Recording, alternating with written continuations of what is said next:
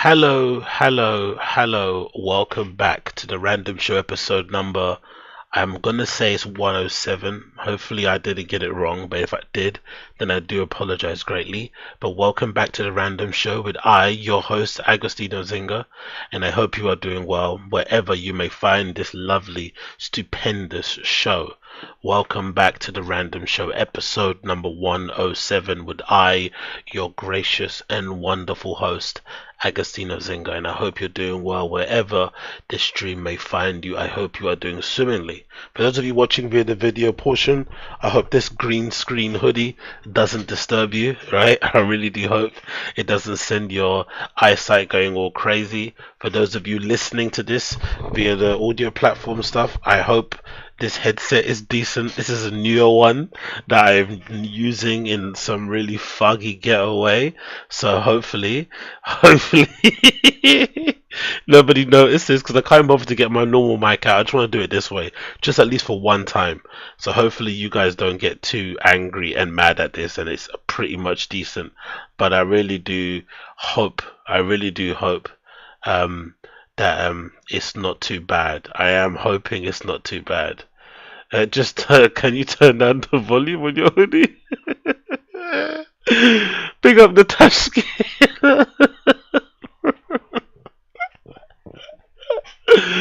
Big up the chat. You guys are hilarious. Thank you for always knowing how to bring a guy down. Right? Knowing how to lift my spirits and make me feel 10 feet tall. I appreciate every single one of you, honestly. I really do. But yeah, big up everybody in the chat. Big up everybody coming in later and little by little and stuff. I really am grateful for anybody tuning in. Make sure, as per usual, if you are tuning into the show, do the bare minimum for me and make sure that you smash that like button if possible. Let me just quickly take a screenshot of these settings I've got here. And obviously, that will be greatly appreciated on this side of the earth. On this side of the earth. So today, right, you know what I was doing today for the most part, apart from working and whatnot, here's what I was doing. I was double checking some specials and stuff online because I felt like some of my takes regarding Rogan's stand-up comedy were a little bit off. So I decided, let me just go and double check his specials and stuff because I do remember kind of like enjoying a few of his older specials. And I went to check on Netflix and he's only got two on there. I think he's got one from 2016 Triggered and he's got another one on there too. But there's not many of Joe Rogan specials on Netflix. I thought he'd have more. I don't know why I thought he'd have more. Maybe they've been taken down. I'm not really too sure what the deal is, but I thought he had more specials on there, but I guess he doesn't. So I went back anyway and watched Triggered, the one that was available. And one thing I can say for certain, and I have to kind of give some reasoning to some people who were telling me in the previous stream, like, I got it wrong. I think you guys might be right. Like, Rogan's comedy isn't that great, is it, stand up wise? Like, he's not the funniest guy in the world, really. Um, if anything, I did enjoy Triggered. I thought there were some jokes in it that were pretty decent, but a lot of the topics are really kind of the things that you basically hear him speak about on his flipping podcast on a day-to-day basis, which is kind of odd. That I kind of noticed that straight away. I was like, oh, he talks about this stuff all the time. This is what he talks about all the time, and I guess maybe a part of me would hope and wish that there'll be like a different persona. Like when you go on stage, you kind of have this, I don't know, or maybe I'm reading into it wrong. What do you guys think? Am I reading into it wrong? Should comedians have like a different set of interests that they kind of explore? Yo, big up Courtney Kemper. Appreciate the super chat. Another random show, an embarrassment of blessings from us. Yes, you know the deal. You know how it is, Courtney Kemper. You know how we do. We always come through and feed the streets. Now that work has kind of slowed down because I was getting a little bit swamped at work and also I was getting a bit lazy also. So I decided to just jump back on it and do what I know how to do best, and that is feed the streets and appease the many people who do tune into my stream whenever I do stream. So I appreciate you guys for hanging out and kind of, tuning in when I am about. So definitely appreciate that. But yeah, I checked it out. I watched a couple of Joe Rogan comedies special. So no, I watched Triggered specifically. I watched basically up to halfway, and yeah, there are a few laughs in there. But I think overall, if you're not a fan of his style of comedy anyway, like if you don't find Rogan funny, even on the podcast, I can understand why you don't find him funny on stage because that's just how he does comedy. And the other thing I realized I wasn't really too fond about, right? was the flipping shouting. That's the only thing I didn't like. The shouting. I didn't like how he was just like screaming into the microphone, like at all times. Like that's what he does. He's just really physical and he's screaming like ah, and it's like, brother, man, like relax, relax. Like everything involves panic and shit, and maybe it's weird because I don't think his overall demeanor is like that. He's not like that in his demeanor how he talks. He's kind of level-headed, chill, laid back. So for him to have this kind of, oh really? People are saying the audio's off. People are not liking the audio. Oh man, I'm gonna have to put the fucking thing on, aren't I? You guys don't fucking like the headset at all, do you? You don't like the headset. Oh my goodness, Christos. If it sounds terrible, terrible, I'll just change it back though. I'll just change it back if it sounds diabolical. Just let me know and I'll change it back. But yeah, I just wanted to test that just because I want my hands free. I don't have to fucking have the fucking foam dick in my mouth all the time. I'm sucking off the foam dick at every occasion. I want to suck off a few times, but sometimes, I want to be hands free. I want to be doing a gluck gluck with my hands behind my back. You get me? Chris Mack is saying it's not great, but it's not awful. That's a bad. And that's like a review of Brendan Schaub's special, isn't it? It's or like what someone will say about his comedy or his bits. It's not bad, but it's awful. It's just a little tinny and cramped, bruv. Yeah, it's just, oh, man, the Spotify is gonna be the worst. Okay, that's your news. You're doing great. He just goes.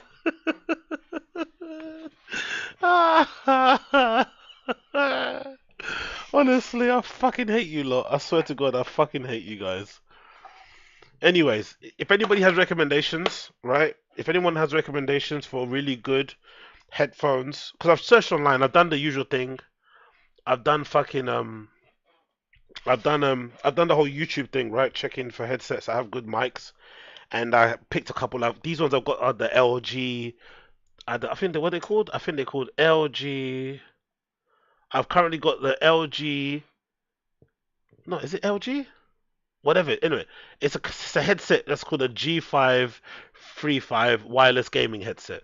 So if you guys have any other recommendations, like if some of you guys stream, like you stream on Twitch and shit, and you use headsets, and it doesn't sound like what this sounds like, which sounds like a fucking prison collect call, then please let me know so that I can buy one. I would appreciate that because I tried to get one myself. I tried to do it and clearly I've failed because no one likes the sound of my fucking headphones or the microphone on it. So now I'm gonna have to go back to sucking this fucking foam dick again. So all of you guys and girls out there that have made me plug this foam dick in again, I hate you all. I hate every single one of you. All right? Because now I'm having to fucking fellatio this foam penis at whatever time in the morning it is over here. All I wanted to do was wear a fucking headset, okay? All I wanted to do was wear a fucking headset, and now I'm having to fucking suck on a foam dick. It's so annoying. I only want to suck on a phone dick on the weekends. Don't want to do it on the fucking weekdays. But you know what? If you guys say it sounds horrible, and I want to make sure that I'm appeasing both people that watch this and also listen to this on, on your podcast platforms, and it probably is only fair that I try and make it, a little bit more palatable for everybody that's going to be tuning in. So let me just swap this around then. Let me just swap this around. Put this.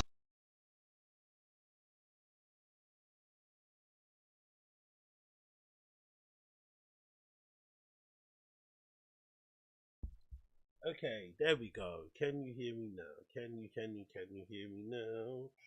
Oh, look at that. My hair's all messed up now as well. So I feel like an absolute loser. Every time I try to put a headset in, you guys crush my dreams. That's what it is. Always a dream crusher. Always crushing a nigga's dreams out here, man. Absolutely horrible. You guys are like my Joe Rogan. I'm the Brendan, you're my Joe Rogan.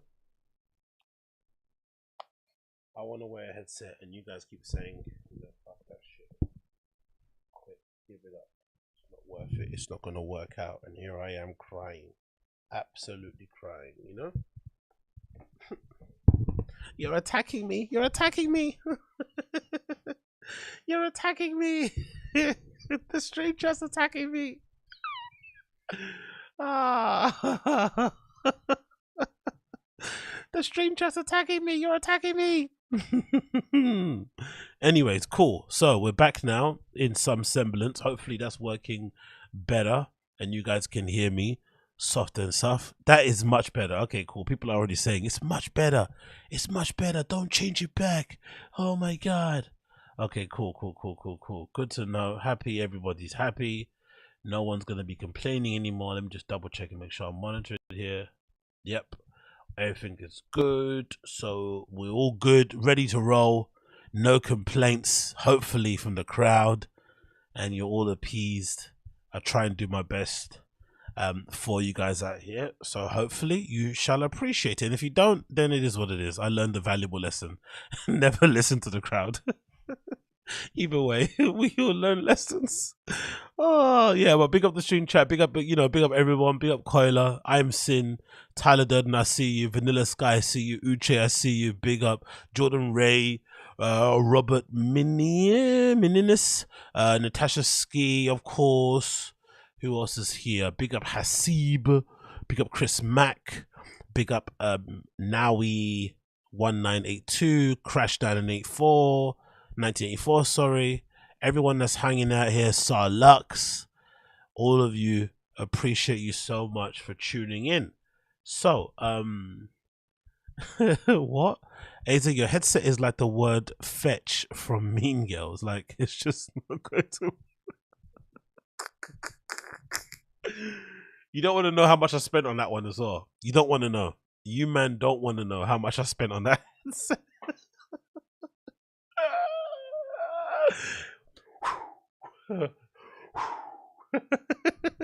That money is gone. Oh, but I'm a little bit of a techie junkie guy anyway. I buy loads of shit for just buying. I've got like 1 million audio interfaces and shit, 1 million cables. So it's not a big deal. Like if anybody needs a fucking an aux cable, let me know. I have like 17 million. Who's Terry Joe? Me and Terry Joe, honestly, if Uche's took, who's Terry Joe? Is this some fat white lady? Because if it is, I'm gonna cry. It sounds like a fat white lady name. I do apologize if you're fat and white and you're not named Terry Joe. But let's see here. Who the fuck is Terry Joe? Oh, really? You think I have a similar laugh at Terry? Okay, I love Terry Joe. She is flipping amazing. I don't care. The character Terry Joe is fucking incredible. Maybe, honestly, I'm going to say this hands down now. I honestly do think Terry Joe, this character, is funnier than any stand-up comedian on podcast right now, with the exception of maybe Thea Vaughn. I keep saying Vaughn, but Thea Vaughn, as people keep correcting me. Terry Joe is funnier than any legit LA stand-up comedian on podcast right now. I do not care. Hands down, Terry Joe's funnier. I swear down. Go on Twitter, go on TikTok, find Terry Joe's account, see some of the flipping duet kind of, half and half things that she does with, these really kind of cute looking younger dudes and stuff. And it's so funny. I swear to God, it's impossible not to laugh. Legit funny, legit comedy. Terry Joe over all Bappaverse, GRE Extended Universe comedians all day long. I do not care. Terry Joe's funnier than all of them combined. Absolutely incredible. Check out Terry Joe. But yeah, but big up Uche. Okay, I didn't think I had a similar laugh, but fair play. I'll take it. As long as I don't have a Bert Kreischer laugh, I don't really mind, to be fair. I'll take any laugh except Bert Kreischer's. That nah, no thank you. I don't want that. I don't want that, as Thea Vaughn will say. I don't want that. I swear to God, I don't want that.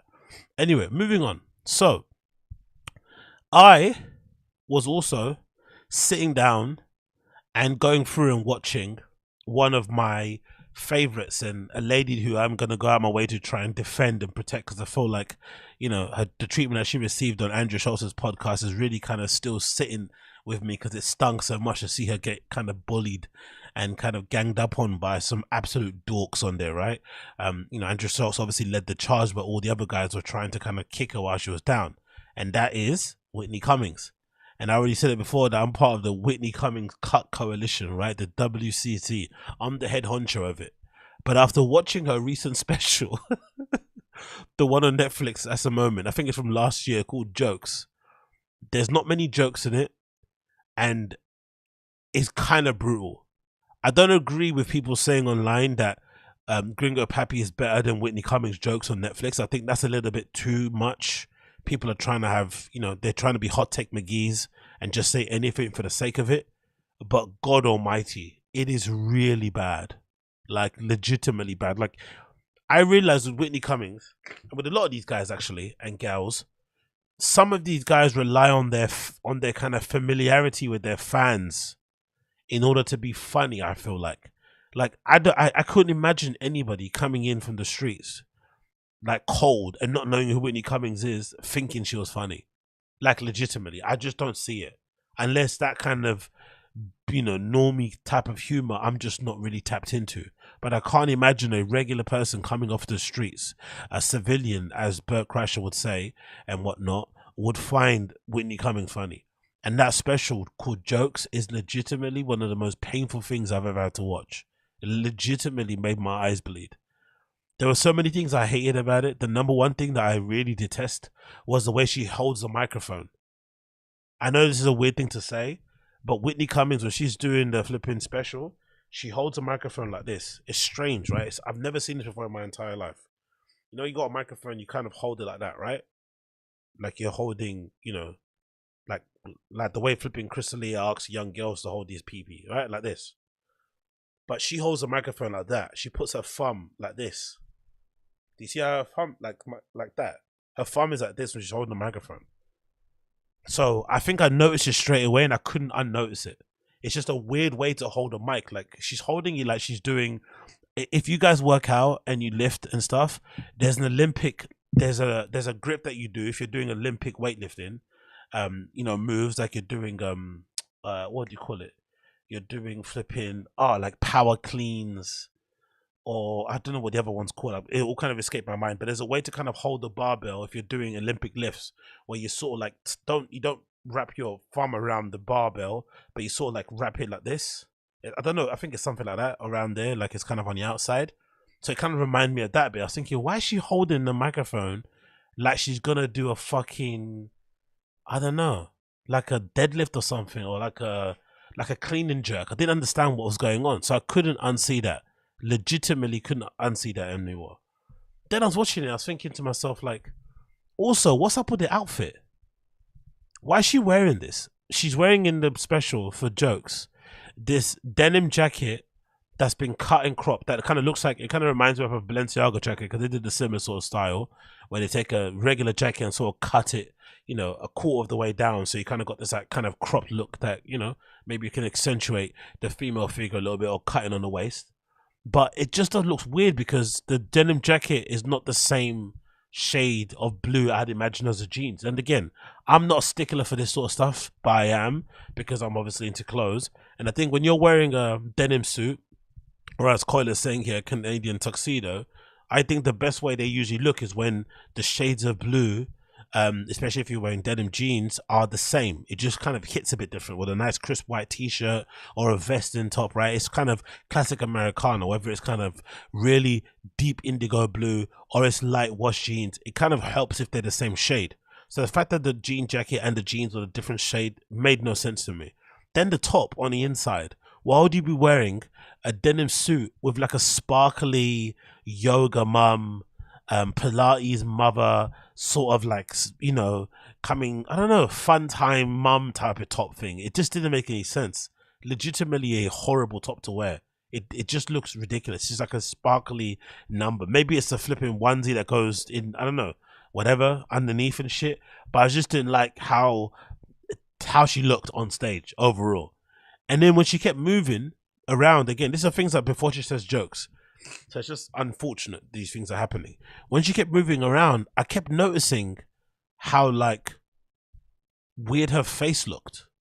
And I've never noticed that before, right? And I'm not somebody that says anything kind of disparaging about Whitney Cummings' appearance, because I know, you know, she's clearly got her issues in that regard, but I just noticed stuff about her face that I'd never noticed before, just because I guess I wasn't listening to the jokes. So I was trying to distract myself with all the other things going around it. So I couldn't take my eyes off that. Then the last thing, before all the jokes, was the energy. She was so frantic. It felt like she either did a line before she started, she did some addies, right? Maybe she borrowed them or got some from flipping BGL, or she just drank a whole bunch of coffee. But she was really turned, like too turned for me. And it was an hour of her just same podcast energy that she has, where she kind of gets frantic and shit, and she's just pacing up and down, squatting, standing. It was just too much to handle. Legitimately too much to handle. And on top of that, the jokes obviously weren't funny for me personally, not my kind of flavor. And it got me thinking overall, right? It got me thinking overall. And I think somebody left a question about this that I kind of want to add on this. I think it's really poignant, and it kind of matches. Oh, it's not that one, it's this one, right? Where is it? No, it's not that one. Where is it? This one. There we go. No, so that was this one. There we go. This. So this is the question, right? I need to kind of mention, because it kind of leads me to the whole Whitney Cummings thing. And then someone posted about this other video I posted, right? And this person says the following, right? This may not be, this is courtesy of Drinking with Cats. So big up you for leaving the comment. It says to this may not, this may be a hot take. Why can't I speak? This may or may not be a hot take, but if you're not there in the audience and drinking, heavy emphasis on the drinking, I don't really think any stand-up comedy is funny. When I'm just at home listening on my computer, whether it's Schaub, Rogan, Chris Rock, etc., you can tell that some are better than others, but it's honestly tough to get through. And I'm wondering, in this case, maybe it's not Whitney Cummings' fault. Maybe it's just the case of the medium of expression that is stand-up comedy fundamentally needs to be enjoyed in an actual comedy club, in situ, in front of the person. The same way that the shit that I love, like dance music, as good as it is to have these platforms like Whore and Boiler Room and Hush and all these other platforms that have DJs live streaming or recording their sets so you can see them playing, and they whack up on YouTube and stuff. These things are amazing. But those things can never replicate or substitute the experience of going to a nightclub or a festival and actually listening to a DJ play live. It might be supplementary. It may kind of be a good thing to kind of get you ready on a night out when you're pre-gaming, but it's never going to replace going out on a night out. So I think the same thing should apply to comedy.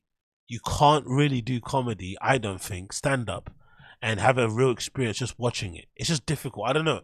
Or are we cutting these guys too much slack? And the truth of the matter is, they're just not funny.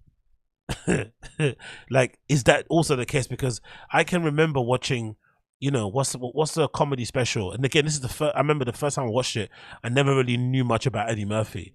The one where he's wearing all red, that comedy special, right? That kind of famous one. I forgot the name of it. I remember watching it the first time when I was super young, and I was crying tears of laughter watching that for the first time. And that was a filmed special.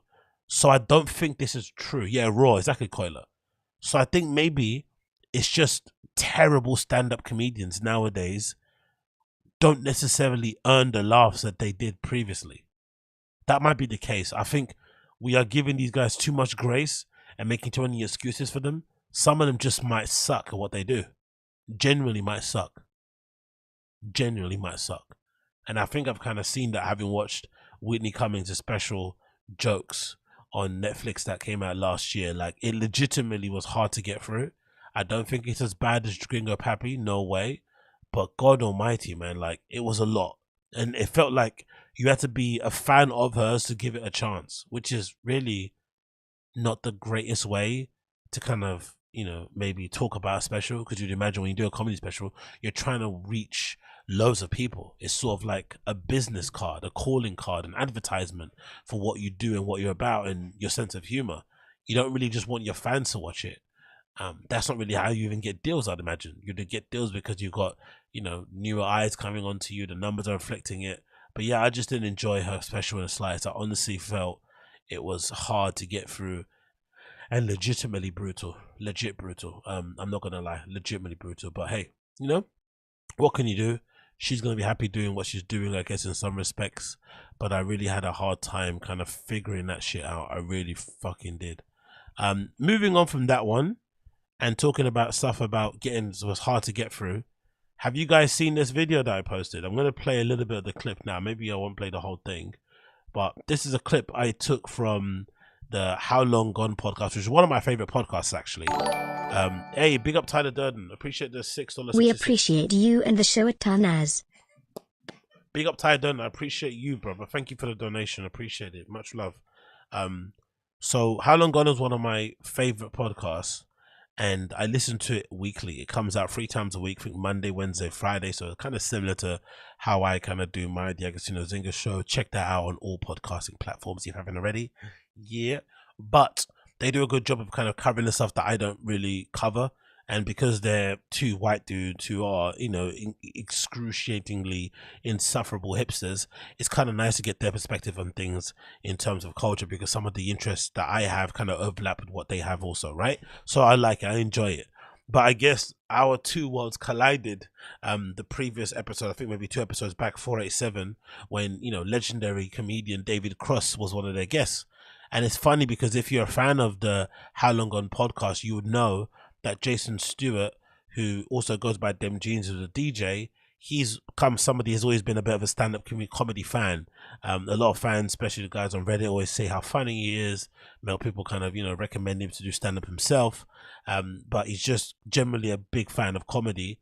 But he's also somebody that kind of, you know, moans about the same thing that I kind of moan about. When it comes to stand-up comedians not being funny, the podcast maybe being a bit too much and being boring. And then Chris Black on the other side, his other co-host, he's someone that doesn't really rate stand-up comedians in the slightest and goes out of his way to kind of shit on them and basically say they're not funny in any way, shape or form. But the irony of it is that most of the time on How Long Gone, their best guests, for me as a fan of watching the show, their best guests are when they get comedians on. When they have journalists and writers and authors, it can be a real kind of coin toss, especially if they're like Condé Nast adjacent people. They're just really devoid of any sort of personality and a bit boring to kind of check out and listen to. But I know they're going to play the game and sort of like, you know, shake hands and kiss babies and shit. So do what you got to do.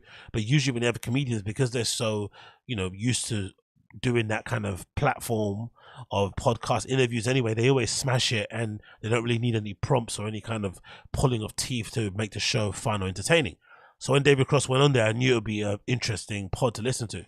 But it was funny, just about maybe over halfway through, they mentioned how they recently went to go see Rogan perform and how much they didn't like it. And I'm not too sure if they didn't know how close David Cross, or no, I'm not sure if they knew about David Cross's history in stand-up overall and maybe how close he is to Rogan.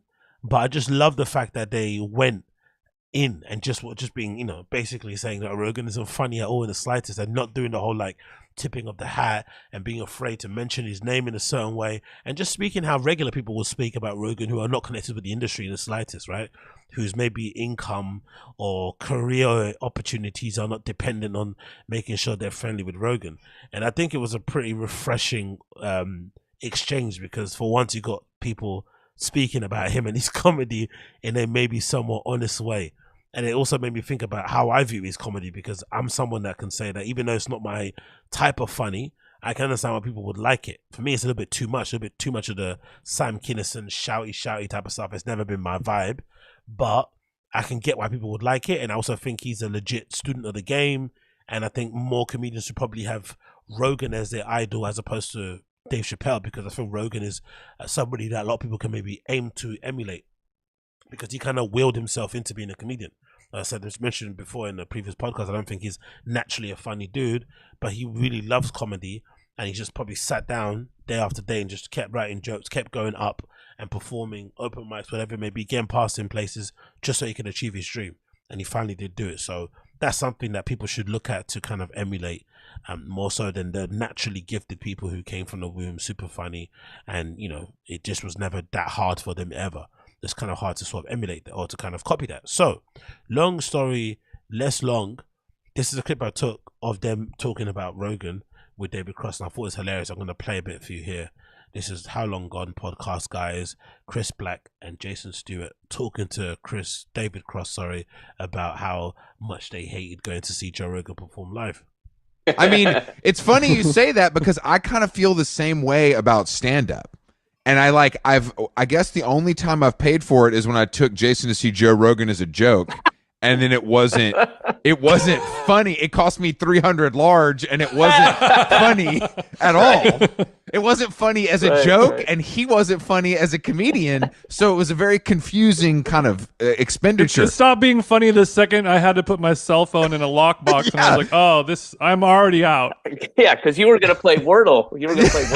I was like, let's go check out what this popular podcaster has going on. You know, when he touches the stage. And I have to say, it was Jason keeps up with the stuff a little more than me, so he knew what we were getting into. And the look on his face when I was like 5 minutes in, I was like, let's leave, dude. This is insane. Like, it's not. I just assumed there would be some jokes in there, but there weren't any jokes. I kept looking, and I didn't see them. I didn't hear them. Now, I'm sorry. Was he doing stand-up or was he doing a live thing of his podcast? No, this was stand-up. This was stand-up at the fabulous FOXX Theater, sold out multiple. Come on, David Cross. You know Joe Rogan doesn't do live podcasts. You know exactly what they're talking about. They went to go see Joe Rogan do stand-up comedy in a massive flipping theater somewhere, crazy sold-out venue, and he was terrible, according to them. You know it wasn't a live podcast. Like, come on. Nights in a row. Crazy. And Fitzsimmons opened for him, and he kind of did his like racist 15, and then Greg Fitzsimmons. Yeah, Greg Fitzsimmons. Yeah, he doesn't do racist stuff. Honey, does he? It was no. like he wasn't doing racist. It's funny because this podcast also I listen to it a lot, but they're kind of what would you call it? They're a little bit sensitive when it comes to certain topics. Maybe it's because of the host. I think one of the guys is engaged to an Asian lady, so maybe that's a kind of a bit of the trigger anyway. But they don't really respond too well to some of the more, let's say, quote unquote, edgier jokes. But I did find this funny. They try to, say that Greg Fitzsimmons is a flipping racist comic, right? Like he's fucking Anthony Cumia or some shit. When he just was maybe razzing and saying something funny on stage, and then they immediately walked it back. Like they basically said he was racist, and then immediately when they were pressed about it, they kind of tucked their tail in and got a little bit scared. Let's run that back one more time. But that was a really funny little catch there. They didn't really stand on it. Yeah, let's just quickly run that back just a little bit. Crazy.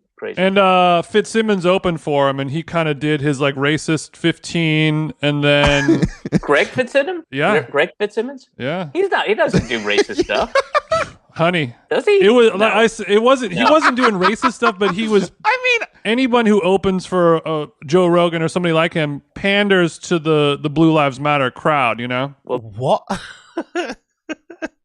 What?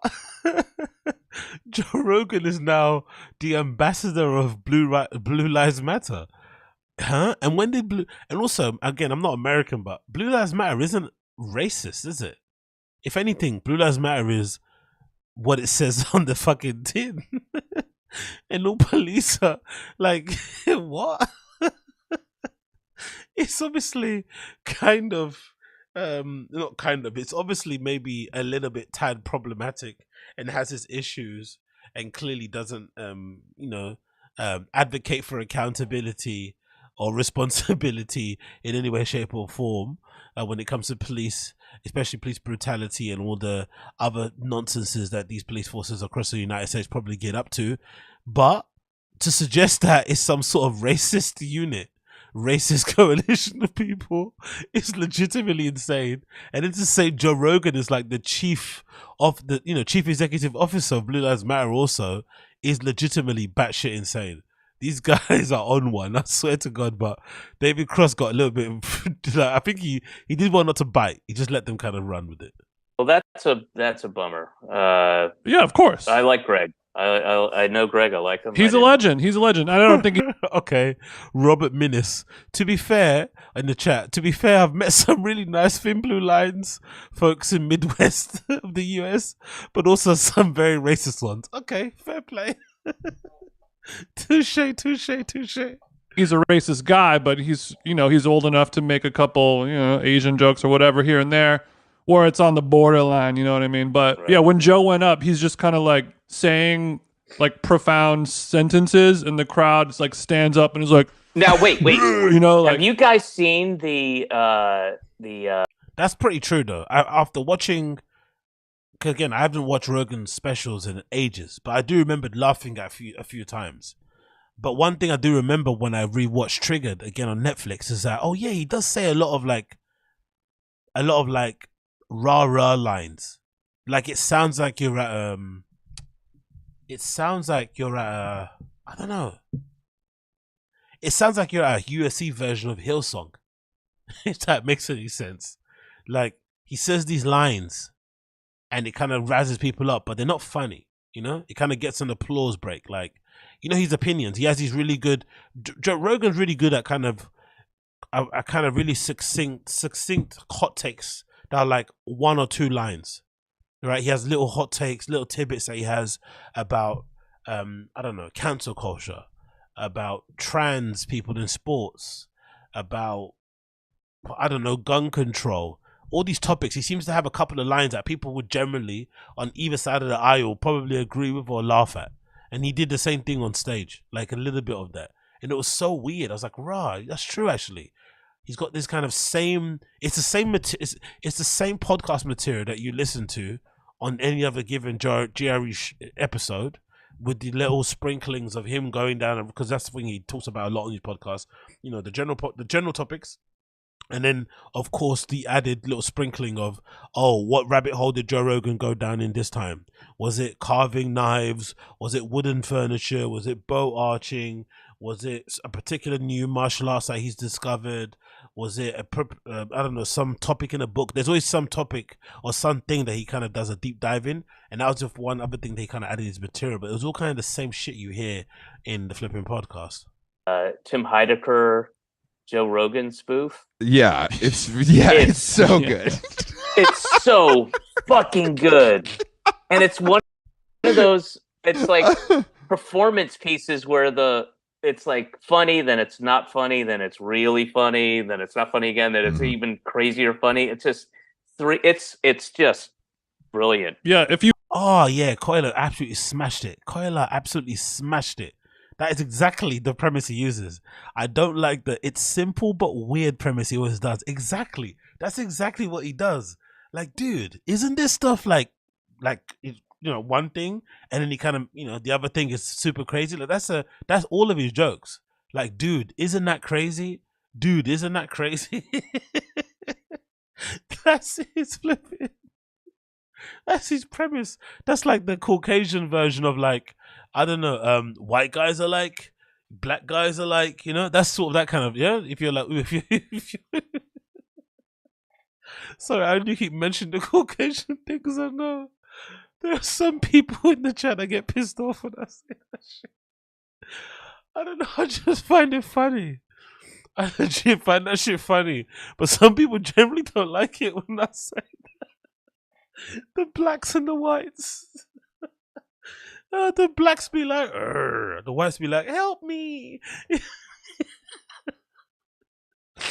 Oh, shit. Honestly, let me continue. you hold on for the whole entire ride, it takes you into a dark, deep place, but it's rewarding Yeah. for sure. It's great. It's really great. I guess I just expected. Oh, by the way, talking about that Tim Heidecker thing, right? That was a time when I realized that Joe Rogan's humor had kind of changed, and he wasn't maybe he wasn't the chill, cool guy that we all kind of know and love. Because I was legitimately surprised when that Tim Heidecker little spoof of Rogan podcast and stuff, when that went viral, I was surprised that he wasn't invited to the Joe Rogan Experience. Legitimately surprised. I would have thought that would have been a good reason to get him in, even though they probably have opposing political opinions and whatnot. I thought that would have made for a far more interesting podcast than getting Dave Smith on again to just sit there and nod. Do you know what I mean? I thought that would have made it far more funnier. But Joe nowadays, I feel like the older he's got, the more unwilling he is to actually sit down with people he legitimately disagrees with. He just doesn't, he's not bothered. Like, I don't think he's scared or anything people will say. He's just not bothered. I think when you have that kind of money, it affords you the opportunity to be like, you know what, I'm just going to not speak to you because I'm just not bothered to speak to you. Like he has fuck you money, so he can say fuck you. But I really wanted him to invite Tim Heidecker on. I think that would have made for a really good podcast, personally. I understand that for comedians, podcasting is obviously a big moneymaker, but it also sells tickets. You know what I mean? Like once you have a giant audience, they're going to come see you no matter what. But I assumed after years of stand up and other assorted, MMA hosting gigs, that we would get a few jokes in there. But it wasn't even like it was like there weren't, like Jason's saying, it was just kind of like statements. Like it. And I think that's the thing. I'll leave it there. You can watch the entire thing on my channel now. It's titled Bi-Coastal Hipster Elites Tell David Cross That Joe Rogan is Not Funny. It's maybe one of my better titles, actually. I sat down and actually thought about this, so please check it out if you can. A little clip I put on there, and there's also a link to the full podcast if you want to check it out here also. How Long Gone, episode number 487, interview with David Cross. But do subscribe to their pod anyway. It's fucking funny. I do like it and enjoy it, even though I find Chris Black incredibly insufferable. But I do find the podcast great to listen to regardless. But the last point that they mentioned, right? The last point they mentioned, what Chris Black said about he just thought somebody that Rogan, who does loads of like UFC announcing, UFC commentating, always kind of performing in some way, shape or form, has a history in TV, blah, blah, blah, blah, podcasting all the time. He just would have thought it would have been a bit more jokey, right? It would have been a bit more fun. And I think that's the main reason why these guys also, oh no, it's not the main reason. It's another reason why a lot of these guys aren't as funny. Because I feel like Whitney Cummings being another, example of it. They speak so passionately and so kind of like, they speak so much passion about stand-up to a point where, most people want to throw themselves out of a window. You'd expect somebody that cares that deeply about their craft or just speaks about the business of stand-up ad nauseum. You would think they'd be funny on stage if you took it that seriously. Okay, cool, you're going to be amazing on the stage. But they're not. So why waste all that time pontificating about the craft when the work that you do on stage isn't that great, right? The craft itself is terrible. That's what I don't get. And maybe that's the whole reason why they do it. Maybe all that talking, that pontificating, that rambling, that flipping, trying to intellectualize, telling dick jokes on stage sort of thing. Maybe that is a kind of route to sort of like avoid actually doing the hard work, which is trying to be funny, trying to put on a good show, trying to entertain your audience, trying to make sure that they come back again. Because I feel like a lot of these guys also, this is a little thing that I've kind of noticed again. I feel like some of these guys don't even like, I don't know if this makes any sense, but I don't feel like they actually even want to get fans, like new fans of their comedy. It feels like they want to get maybe new listeners for their podcast, but I don't feel like they go out there on the road or putting specials together hoping to get new fans on board. Like, I'm going to put on a fun show. So if somebody comes and sees me, they're going to think I'm great. They're going to be impressed and they're going to want to be like, you know what? I'm going to come see him every time he plays in my city. I feel like it's just more so podcast listeners equals more plays, equals more views, equals more downloads, equals more ads, equals more money. But then which also equals opportunity to play in bigger places, bigger, more tickets. But I don't feel like they are in it to get more fans, if that makes any sense. So the whole idea around entertaining people isn't really there. That's the thing I really don't see with these guys. They're not fun or entertaining. They don't put like a Rogan ticket is probably going to cost you $100 for seats in the fucking nosebleeds, right? Most likely. Decent seats up front, I don't know, maybe £500. I'd assume so. Rogan's at that kind of level. So you're spending anywhere between $100 to $500 to see Rogan perform, and he's shouting at you about, trans people in sports and shit, cancel culture, pandemic shit, or whatever he's talking about. Airplanes, I don't know, crashing his Tesla. Who knows? It's like, it's a bit hard to justify that one. Bit hard. But hey, as usual, I don't know jack shit. I'm just talking out of my ass. I'm just trying to entertain the very small amount of people that I have watching me on whatever basis that I am here. I'll just keep that shit moving, innit? I just keep that shit moving. So, moving on from that one, let's talk about this. He crashed his Tesla. Yeah, mate. Joe Rogan was just in a big car crash, actually. The whole car and him blew up in flames. So next podcast, we're going to see flipping Brendan go, yeah? I can't talk. I can't talk. We're gonna see him doing that. So, anyway, moving on from that one. Solidarity and support, I guess. Solidarity and support, I guess. Nah, Koila, I'm joking, man. Of course, he's fine. Solidarity and support, I guess, to my writers out there. Big up all the writers who are currently on strike. They are striking over there in the United States of America. The Writers Guild Association, WGA, have decided to go and, go on strike to demand more monies, as people usually do. And this is an article courtesy of AP News. It says why Hollywood writers are striking and the media impact. It says the union representing 11,500 writers of film, television, and other entertainment forms are now on strike. It's the first strike and Hollywood's first strike of any kind in 15 years. Here's a look at the storylines the fight has spawned. Why writers are striking. Streaming and its ripple effects are the center of the dispute. The guild says that even as series budgets have increased, writers' share of the money has consistently shrunk, which is probably the main issue, right? In general. Because I think that if you keep the money the same and the streaming money is increasing, that's one thing. But the streaming money is increasing and you're reducing the amount the writers are being paid, that's going to be a bit of an issue, you would imagine. Streaming services use a smaller staff, known in the industry as mini rooms, for shorter stints that has made sustained income harder to come by, the guild says, and the number of writers working at guilds minimums has gone from about a third to about half in the past decade. Writers of comedy variety shows for streaming have no minimum production at all, the guild says. A quote, on TV staff, more writers are working at minimum regardless of experience, often for fewer weeks, the guild said in March. The lack of regular seasonal calendar in streaming has depressed pay further, and the report says the scheduled annual pay bumps under the current contract have fallen well short of the increased inflation.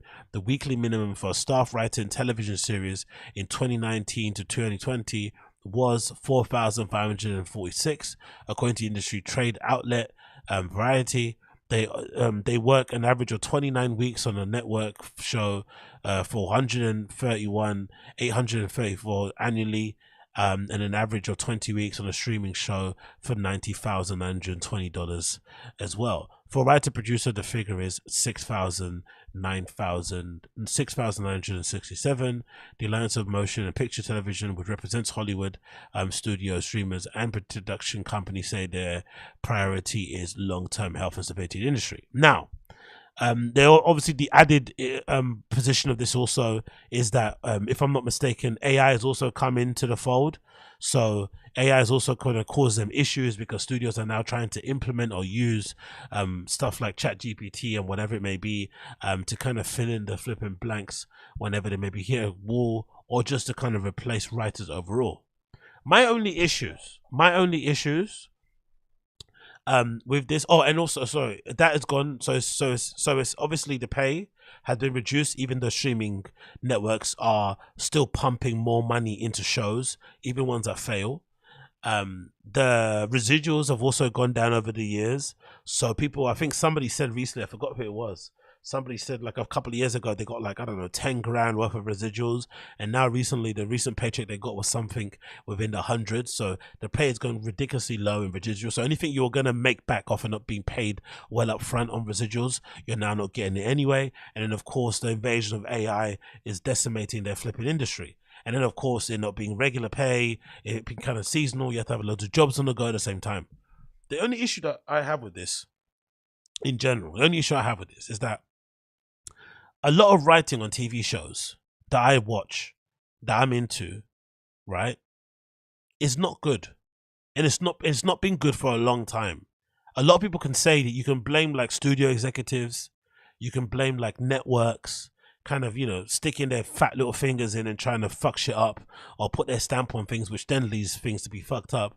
But overall, I think we can all agree the writing on all our favorite shows has really fallen off a cliff.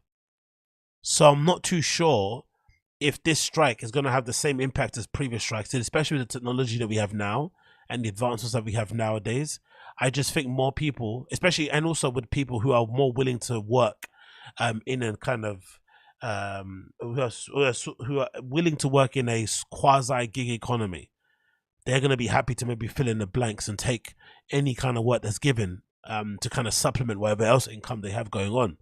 So I think the days of maybe sitting and wishing that you get your entire salary paid by just writing alone has maybe gone for a lot of people. And a lot of people are maybe doing other things, whether it's writing on Substack, they got their own blog, they got their own podcast, they've got other streams of income that are coming in to kind of offset what they make or what they don't make on writing, and maybe writing just a passion project. And then with AI and stuff, it kind of gets tricky.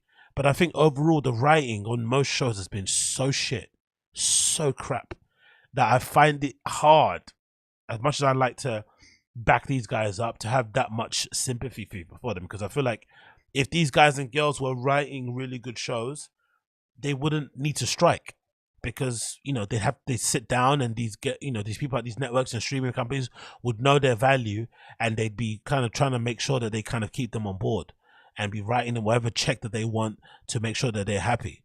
But I feel like maybe there's too many writers out there, not enough jobs.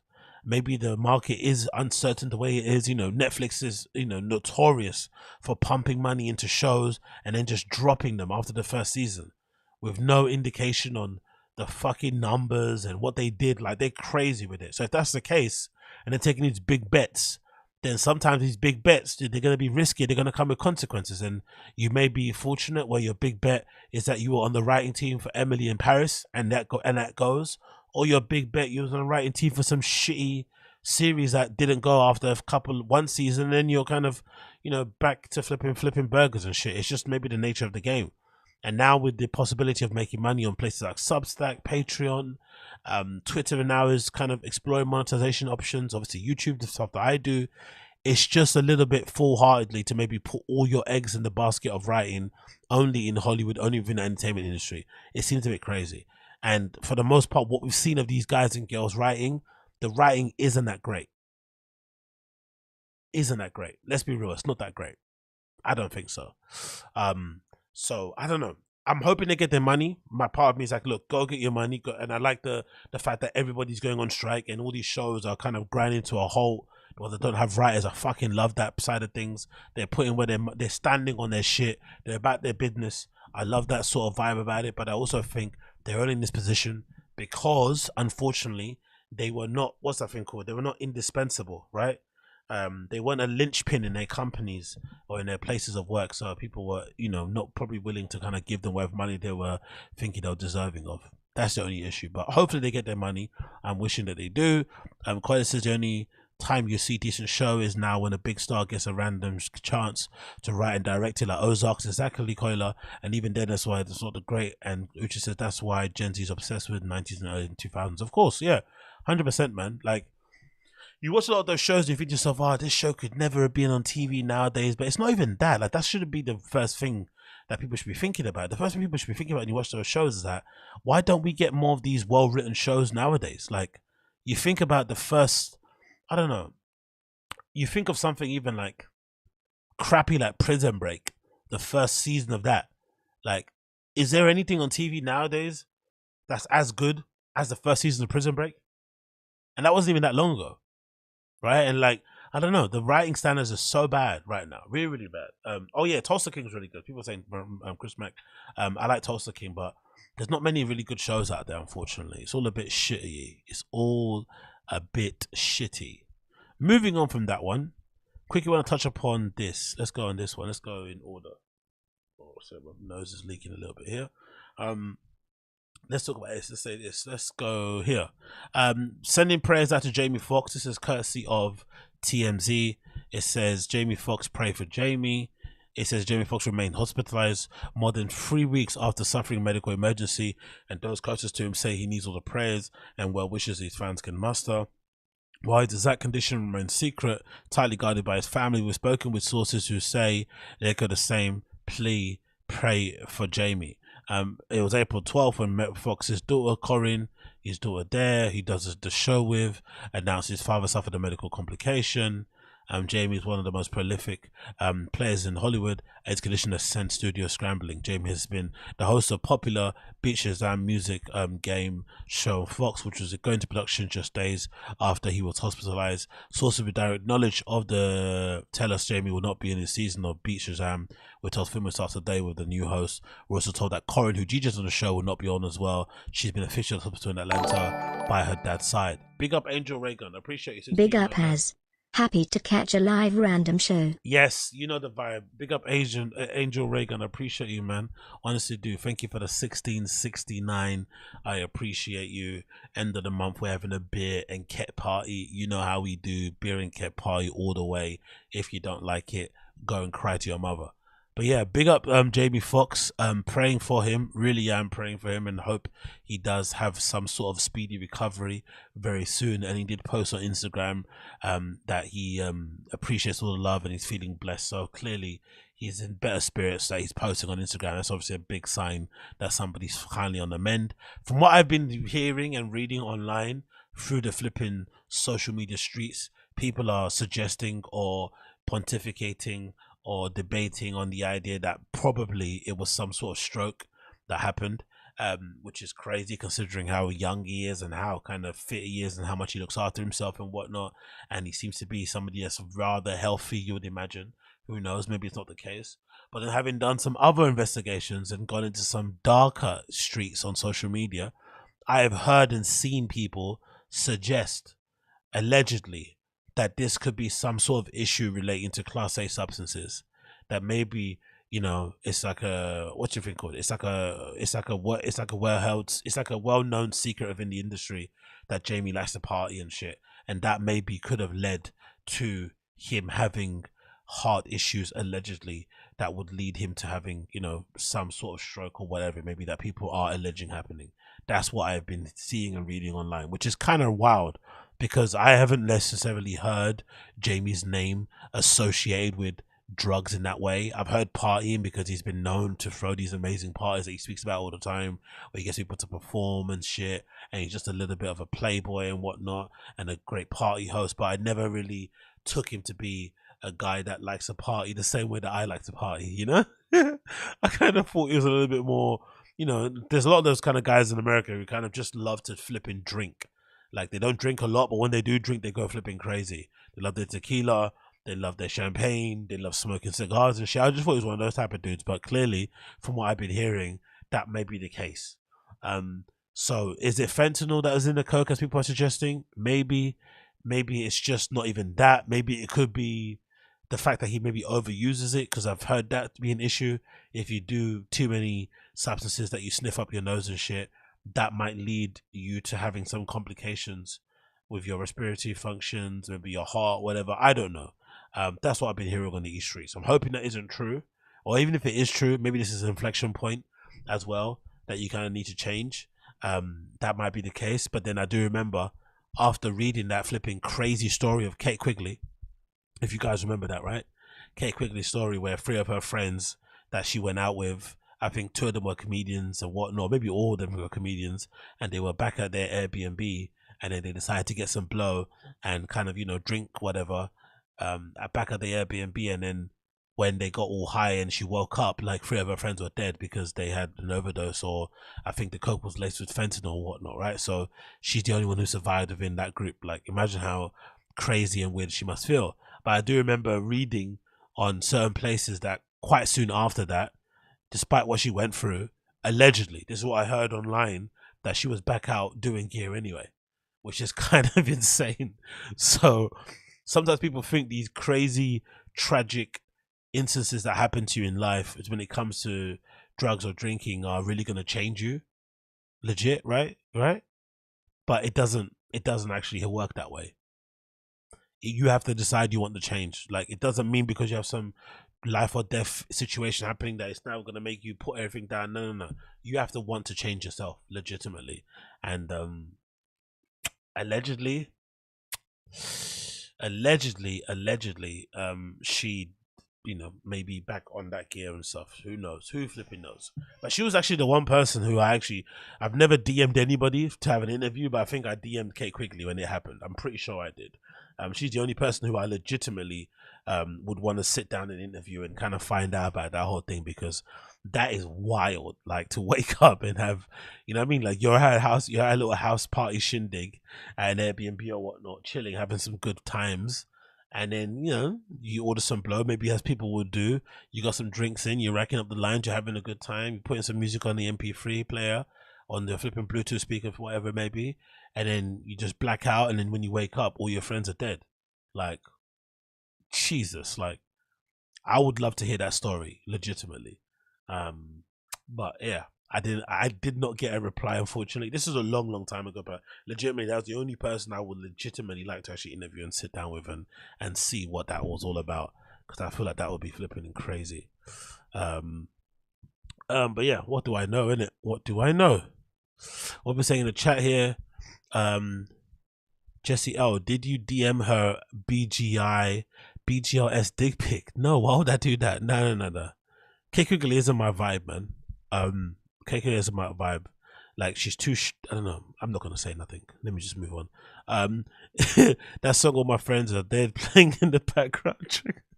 Exactly. Jordan Ray pushed me to the edge. I like her on the church. Yeah, exactly, Carla. She was amazing on the church of what's happening right now. But again, she might be one of those comedians actually that suffered a lot because everybody moved to Austin. Weirdly enough, like, she had maybe had a little crew with her when everyone was around, and now everyone's kind of moved away. She's maybe a little bit lost, I don't know, but I don't really see or hear about her anymore. She's not really on podcasts. I don't know if she has her own. It's gone a bit quiet for Kate Quigley out here. I'm sure she's doing fine, but you don't really see her out and about anymore. She has a special. It's rough. Oh, really? Is that bad? Okay, I'll check it out. I need to. If it's that, I'm gonna have a thing. I have a kink for watching horrible stand-up specials. I think wasting my time watching them. Don't see what fentanyl has is in. No, exactly, Uche. No, fentanyl hasn't hit the UK as hard as it's hit US. I don't really know why that is, because if I remember correctly, and again, I don't know the substance. I always say this fucking story, but I remember during the pandemic, or during the pandemic when everyone was locked down, drug sales went through the roof, right? Most of the time, because a lot of people were indoors, bored, didn't have stuff to do, and wanted to kind of, while away time and just kind of, whatever, hasten whatever nightmare we were living in, or kind of make it somewhat manageable.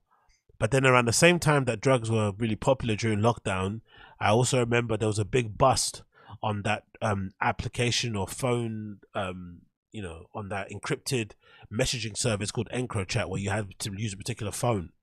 And they busted all these kind of syndicates and groups who were smuggling drugs into Europe. And one story I remember reading was that around that time they took down some of the bigger groups because everyone was locked down, so they could essentially round up a lot of these big figures because they knew where they were. Most of them were at home. They were messaging on this flipping encrypted, chat thing that they had hacked. They were seeing all their dealings and stuff, so they basically were picking them off one by one. But at the same time that was happening, there was some sort of ingredient. I don't know what the ingredient is, but I think the ingredient is used in ketamine, it's used in MDMA and other stuff that they used to get specifically from China. And what I heard, a story that I remember reading one time, was that whatever that substance is that they put into MDMA, into ketamine, and into other stuff to make it good or whatever it may be, that became illegal to sort of like, I guess, to sort of like import legally. It became an illegal substance, whatever that thing is, and it made it harder for these criminal syndicates or these drug groups, whatever they may be, to produce and manufacture high quality MDMA, ketamine, and other stuff. So people started cutting corners. So for a little period, there was a time where there was a lot of like shitty drugs on the streets, but that was a small time. But it wasn't to do with fentanyl. So I don't really know why the fentanyl thing. So I say all that to say, I'm not too sure why fentanyl hasn't taken a grip on the UK as much as in the United States, because it should. Because we have shitty drugs here, and if you have shitty drugs and you want to give them a potent kick, you sprinkle a bit of fent in it. If you want to make sure people get more addicted, you sprinkle a bit of fent in it. Also, do a little salt-based sprinkle, and you got people hooked and you got people more high. But obviously, the consequences are grave. So I'm not too sure why that hasn't happened, because it's not like people in the UK don't do shitty drugs. They do it all the time. But I don't know. Not really too sure. Anyway, moving on for that one. We got this article courtesy of TMZ. It said Deontay Wilder was arrested in LA and booked on a gun charge. Free Deontay Wilder, free the bombs bomber, free my black brethren, please. It says here Deontay Wilder spent some part of his Tuesday morning locked behind bars. TMZ has learned the star boxer was arrested in his Los Angeles following a routine traffic stop. Law enforcement tell us Wilder was pulled over in Hollywood at around 1:15 a.m. by LAPD officers. Claimed his Rolls Royce windows were illegally tinted and his license plate was obstructed. By the way, what is it with you guys in America? Why do the police over there have such a boner for tinted windows?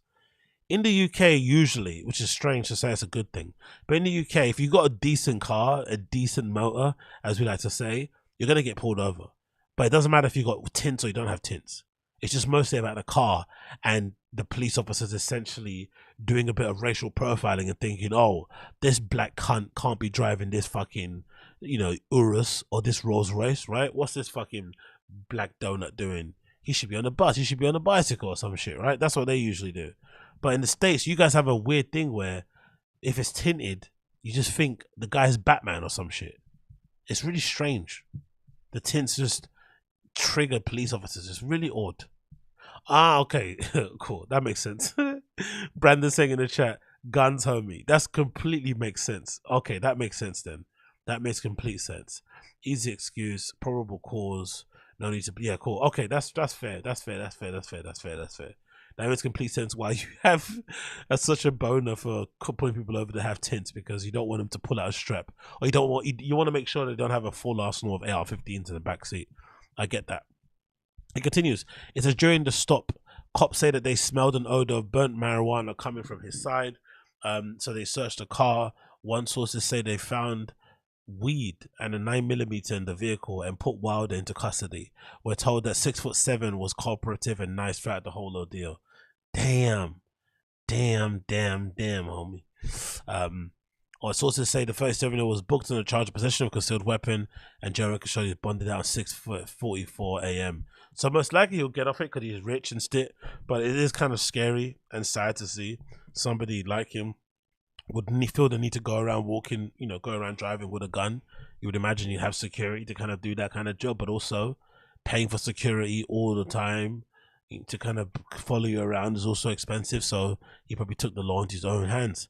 He said Deontay Wilder appeared to address the arrest on Twitter, saying, "I'd rather be safe than sorry," the end, which I don't really have an issue with him at all. So big up Deontay Wilder. Hopefully he's able to kind of get off this and not have to spend any time in jail or prison in any way, shape or form. I really do hope that's the case. People saying in the chat, there are so many guns in America, AZ. It's truly remarkable. Yeah, true. That's something I really kind of don't take for granted. I kind of, don't figure in my mind, because obviously we don't have guns over here, but I can just imagine on the quote-unquote black market, or just being traded behind back streets and shit, the amount of guns are floating around must be legitimately insane. So to keep a handle on it must be crazy. So I guess whatever police can do to kind of mitigate those things, like pulling over people in tints, I guess makes some sort of level of sense. But I think if you're minding your business and shit and you just want to have tints because stylistically you like what they look like, it can be a little bit annoying to get pulled over consistently because they think you're gonna be, turn your little town into Waco or some shit. That might be a bit crazy. But hey. Oh yeah, Chop got a cleaning mine as I watch this. Yes, bro, clean that. Look at my. That's how I hold mine. Look at my. Have I got good gun control? Do I have good gun control? Look at that. Is that good? Oh, my hand's hurting. I don't have good control, do I? Look at that. I look a bit weird. Anyway, what can we do? Moving on from that one. What else we got to talk about here? Bear with me a second as I get it up again here. Oh, mate, have you seen? Okay, last thing, we move on to the comedy stuff. Oh my god, you guys seen this news? Have you guys seen this news? This is fucking scary. So, Kremlin drone. Zelensky denies Ukraine attacked Putin or Moscow. So, the story is there was some sort of drone attack that took place in Moscow, and of course the Russian government are alleging that Ukrainian forces were trying to assassinate fucking, Vladimir Putin because they thought he was in that building. So now this war is being ramped up to another level. So you can imagine the retaliation is going to be insane from Russia. Insane. And we're already reaching a point where I was thinking to myself, like, how long is this going to go on? They should reach a moment or a point where they can maybe sit around a table and stuff and maybe come to some sort of, ceasefire or something. But then it's just too, but then you think about it logically and you think there's just too much blood has been spilled. Just recently, a block of flats in Ukraine was bombed by a missile. I think 50, last time I checked, like 15 civilians had died, loads of little kids and shit, and mums, like just horrendous, like legit to me, like a civilian flat block somewhere. And you think to yourself, like, there's no kind of scenario that I can ever see Ukraine and Russia sitting down on a table and kind of, hashing shit out. It's just gone too far now. And this is a clear example of how far it's gone. Read the article here or just watch. Let's watch a bit of the clip actually. This is courtesy of BBC. It shows the attack, I guess, happening there, or maybe the brief attack of it, or the points of it. Russia claims that Ukraine tried to kill Vladimir Putin in the early hours of Wednesday. This is the first video we have. It's in Moscow. We see an object fly in from the left and explode. Jesus. Now, let's play it again and pause here. We know this is Moscow because this is Red Square. Here's a recent picture of the same place with the Kremlin wall in the background and stands for next week's victory parade. You can see those stands in the video too, meaning it's also recent. And if we play the video on and pause again, there's the object flying towards the dome of the Senate Palace. Look at that. Moments before it explodes, we can see people on the dome. We don't know who they are or what they're doing. Jesus. Now, Russia says it was attacked by 2 unmanned aerial vehicles, in other words, drones. We can't confirm that. And if that's one video, here are 3 more. This is a map of Russia with Moscow in the west, and all of these videos show this part of the city.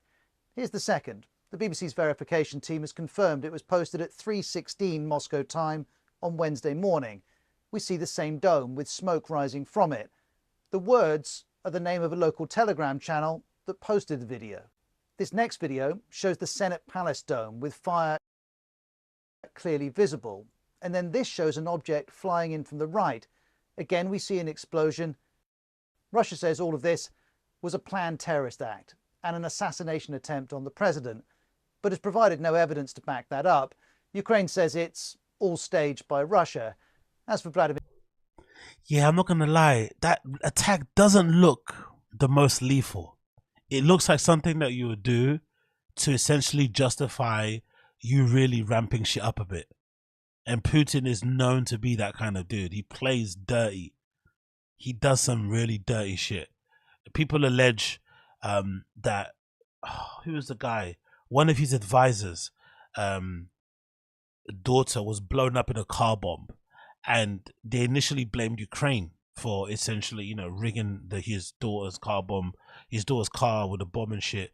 And she literally burned alive inside it. It was pretty crazy, the footage, seeing the dad on the side of the road as you can see his daughter in the car, literally being cooked alive. And I remember at the time, Ukrainian forces adamantly saying it wasn't them. And then the whole theory was floated that Putin wanted to ramp things up again.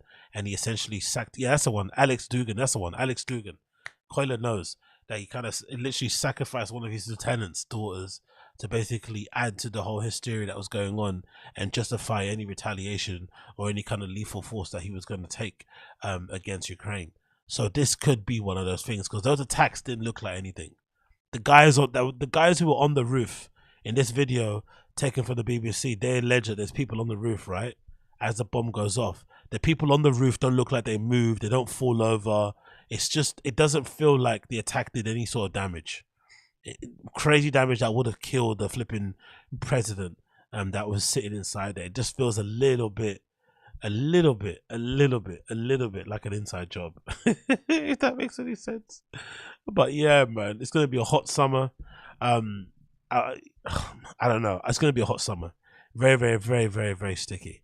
But solidarity of all my Ukrainian mandem, I guess. Hold your head up if you can. Hold your head up if you can. Moving on. Let's talk about this. So, for some reason, and I don't know why this is the case, but I hope some of you guys on the stream can educate me who are a bit more balls deep into the UFC and shit. Please tell me what you know. What's the deal with Brendan Schaub, being so heavily invested in the whole Francis Ngannou, where he's going to sign to after being released from the UFC? He seems to be really annoyed at the way that Francis is approaching his negotiation with all these other organizations, and the fact that he's doing it on his own without a manager, and the fact that he is asking for a lot of really interesting egalitarian sort of things, and he's being a little bit of an altruist. Like he's kind of approaching it in a sense of like, here's what he would hope someone else would do for him when he came into fighting, or maybe kind of an example of what a union could possibly push for if they did exist for, you know, UFC fighters or mixed martial arts fighters in general. And Brendan seems to be really against it. He just hates it for some reason. He's got to really stick up his butt about it. And he spoke about it at length on the recent episode of the Schaub show, which I'm going to play now. And he just seems to be super annoyed and pissed off about it. Again, I don't know what the thing is, what the deal is. I'm thinking straight away that it could be due to his relationship with the guys over at One Championship. I know he recently had the main honcho dude over there on his podcast, The Fire and the Kid, and he was kind of sucking him off a lot on there. And maybe the fact that they were meant to be some sort of media partner to him, that kind of, I don't know what the deal is. Maybe there's some money they gave him, who knows. But he seems to really have a stick up his butt to really question the intelligence of Francis Ngannou, even though when Ngannou was on his show, he was slobbering on his knob. But now all of a sudden, he's turned into, you know, one of his most vocal critics. So anyway, here's Brendan Schaub on the Schaub show, talking about Ngannou's negotiation tactics and everything else going on around him, and he doesn't seem to like the way it's going. My absolute favorite, and this is what frustrates me. You know, we shot with Chatri and Mikey on Friday, and at the time we were talking about Francis Ngannou. And with Francis, my take on Francis right now, I'm sure there's going to be current events, so I'll jump into it right now, and then we'll get into UFC 288. My take on Francis is this. The longer that it goes on that he doesn't have a fight coming up, the worse it is for him as far as leverage. People forget this game evolves so fast. There's other headliners, there's other big names out there. The box isn't that fundamentally wrong though? Especially if you're Francis Ngannou and you're a heavyweight, especially a heavyweight that fights the way that he does, knockout power, crazy strong, growing, learning, evolving into the sport. Like, you know, he kind of left on a bit of a high after his win over over the French dude, Cyril Gain, right? People probably want to see more of him going forward. So this idea that he's got, like, he's kind of, you know, his star is diminishing because he's taking long to negotiate could be further from the truth. The appetite for him, as soon as he announces a fight, everyone's going to be hyped again. It doesn't really matter if he's not in the media cycle on a constant basis, on a weekly basis. He just needs to make sure his deal's right for him and then announce it when he wants to announce it. No? Boxing game, he's the, you know, he's fun, but he's, you know, he's the side piece. He's not wifey. He's the side piece in all of this. So the more this goes on. What? Francis Ngannou's a side piece. Okay. And we don't hear his name in the big fights in boxing. We haven't heard for a while now. Deontay Wilder teased it, but then now he's ranked #1. So I don't know what's going on there. Probably fighting a big boxing name. But the longest goes on for Francis, the worse it is if you're a Francis fan. It's not good. So when Chatri, when he came in, me and him were talking about it. He goes, yeah, I'm supposed to meet with Francis in LA. He's in LA. We've been trying to meet for a while now. Finally, we're making it happen. You know, we have an offer. And he's like, money's not the issue. We can pay him more than anybody. UFC says they offer him the highest contract ever, heavyweights ever in the UFC. We'll destroy that. We're offering more money than he can imagine. So money's not the issue. It's these other things outside of that makes it tough for us. some of his Hold on. If money isn't the issue, and he's got other demands outside of money that are making it tough, shouldn't they make it easy? Shouldn't it be easy to just agree to those things that he's asking then? If money isn't that much of an issue, because technically you're going to save on the money. If he's not actually asking for an exorbitant amount of money up front or wherever it may be contract wise, but he's asking for certain things to be put into place, maybe protection for fighters, whatever he's asking for, to kind of look out for other fighters, look out for himself in his future. If that's the case, then maybe offering him more just to kind of get him to sign, and also agreeing to the other stuff will make more sense, or offering him a fair amount and then get him to sign will make more sense, because you're kind of saving money on not giving him everything that you have in your bank account. Maybe. I don't know. Maybe I don't even know. Big up Austin Casey for the $5. When you chew ice and your tongue gets numb. That's what it sounds like when Schaub talks. Yeah, exactly. Yeah, I've said that. Big up Austin Casey. I appreciate for the $5 donation. I've said that also, but I think the major thing that he sounds like, it sounds like, when you like accidentally bite your tongue, you accidentally bite it when you're maybe eating or you're talking too fast, and it kind of swells up a little bit. You kind of click a little bit like that, like it's a little bit heavy. So it kind of feels like that. He's kind of got a bit of that kind of tongue going on. But maybe his tongue's just really inflamed as well also. Because I remember somebody saying in my stream chat comments, I think, no, maybe the comments after, I forgot who said it. Someone said that they have a theory that Brendan may be allergic to something in the whiskey that he made that he doesn't know about.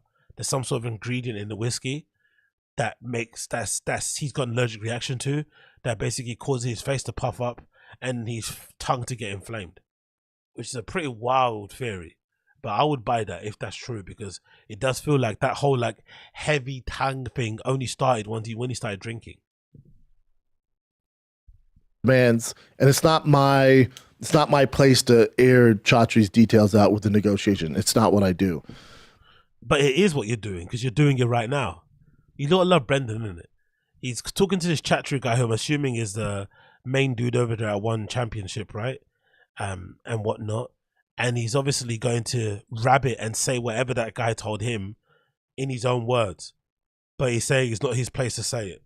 And also, Brendan's notorious for saying that promoters are always going to promote, right? Promoters are always going to do what promoters do.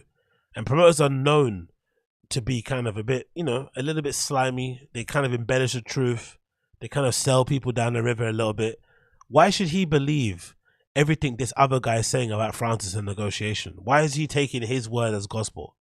Why is his words more truthful than what Francis Camp is saying? Especially when you consider that dude is known to be a little bit of a, an embellisher, a little bit of a kind of subtle twister of the truth.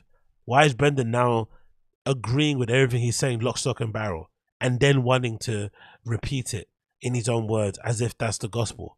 Weird. But some of the demands that he told me that Francis made blew my mind. I was like, oh, that's the problem. There's the problem. Now, I don't think Markel's not his age anymore. I don't know who he's listened to. But it's not, I'll put it this way. It's not good. Nobody. Am I off in thinking that a lot of this kind of, especially when it comes from Brendan, I don't know. This is a really strange thing to throw out there. But I've always got the feeling Brendan isn't the most comfortable around black people anyway, in general. I've always thought he's had a little bit of a thing. I don't know what it is. Maybe it's because of the football stuff didn't work out. His position got taken by a black dude, an ex-girl, who knows. But I've always felt there's a little bit of a strangeness he has a little bit against black people. But if that's not the case, I also feel in this case, he's going way too hard into flipping Francis. And I feel like a lot of it has to do with this kind of stereotype that Francis can't speak English. He's from Africa. He's big. He speaks English with a particular type of accent. And people just think he's this big, dumb black guy. So they can't understand why this big, dumb black guy isn't just taking the money. Whatever money they're offering him, just take it, Francis. Come on, man. You were flipping, digging and flipping salt mines. What the fuck, man? Just take the money. Look where you come from. Take the fucking money, man. Like, they can't understand why he just doesn't take the money. Maybe some people are just built different. If you watch his previous interview with Ariel Helwani that he did a few months ago, he clearly is somebody that is different than what you'd expect him to be. He's very insightful, very chill, very laid back, but also he kind of looked at his career as an opportunity to make changes across the sport. Why not? While the light is on him, while he's got the spotlight on him, and he's got the talent and the skill that he has at the moment, why not try and get everything that he can out of the sport, not only from himself, but for other fighters, and who knows, you know, be the agent of change that kind of, you know, helps to create long-lasting change for generations to come. Why not do that? Why not try? That's not a bad thing. Not everybody is driven by money and driven by desire to always get the highest amount and then kind of keep going, keep it moving. That's what obviously Brendan would obviously have done. But maybe other people have different priorities and different objectives when it comes to contracts and what they're dealing with, and they don't want to do that. But Brendan's not really, you know, willing to accept that side of things at all. It's very strange. Nobody is going to sign him for that. Nobody. It's not happening. Why would you say that? You're only saying that. Why is it nobody? And if it does happen, what's he going to say when it does happen? Will he come back and say, I got it wrong? I don't think so. So at some point, he needs to get off his high horse and go, I'm still a fighter. I need to do what's best for me. And now I know he wants to do what's best for the fighters and equal rights and all that shit. With equal rights and all that shit.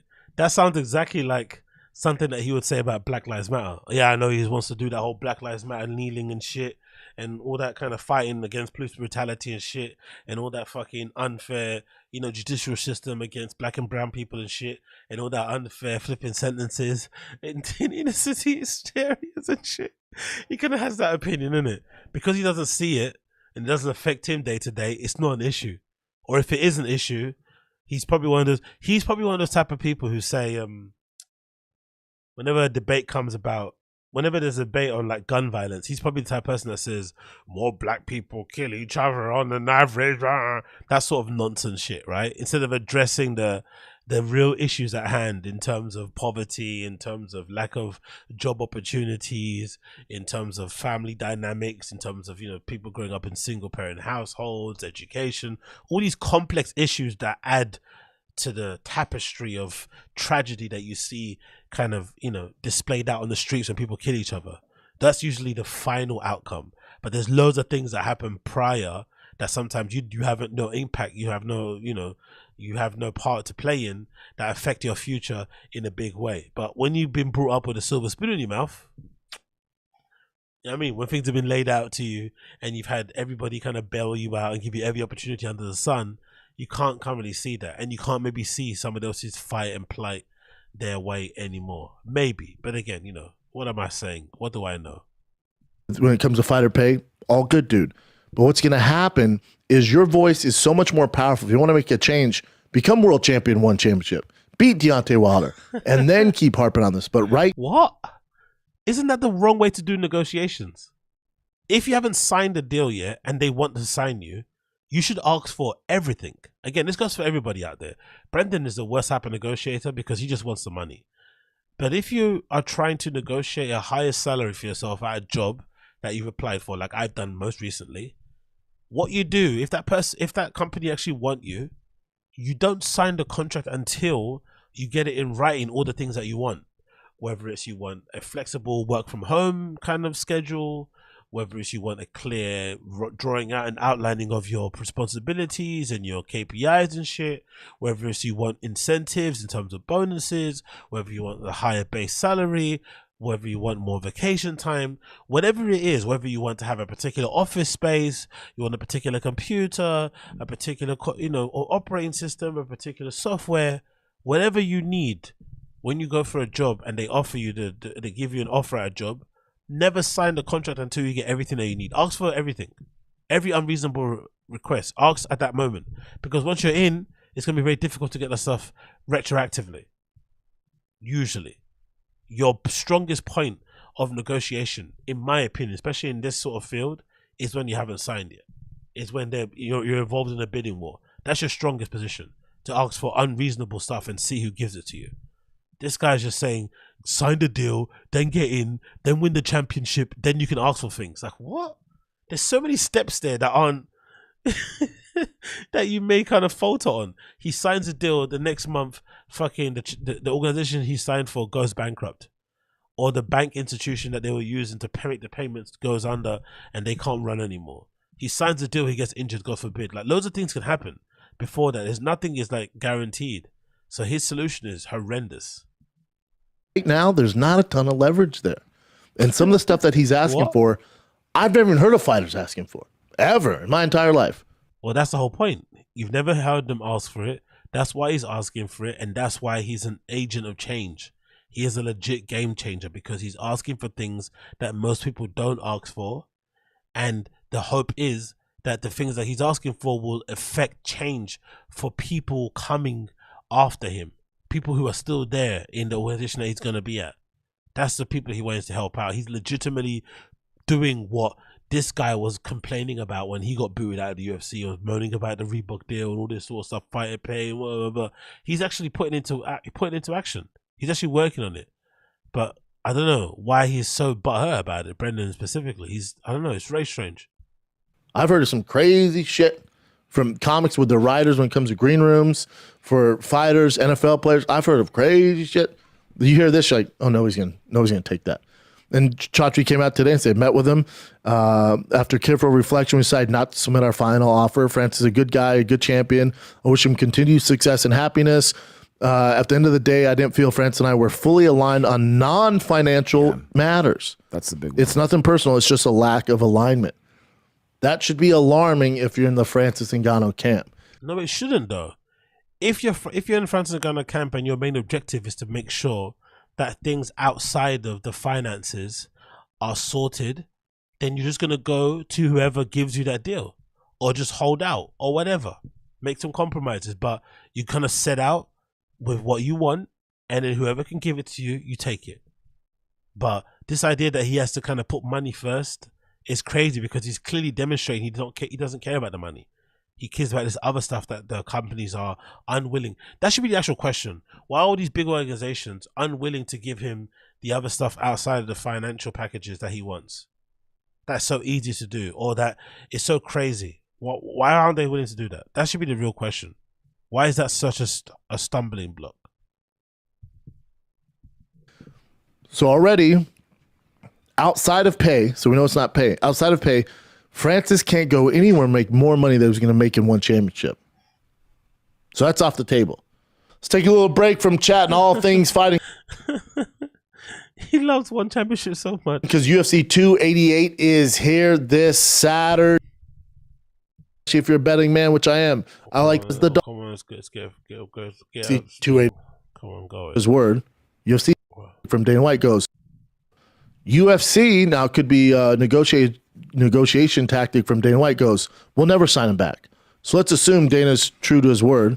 UFC's off the table. Which they are, because we know Dana's the most pettiest guy in the world.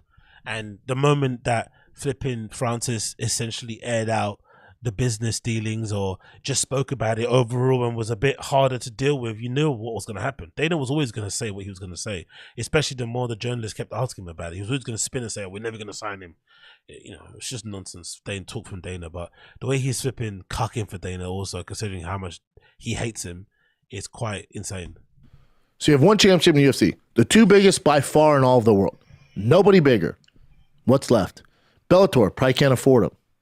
PFL, okay. Bare Knuckle, can't afford them. They already said we can't meet the demands.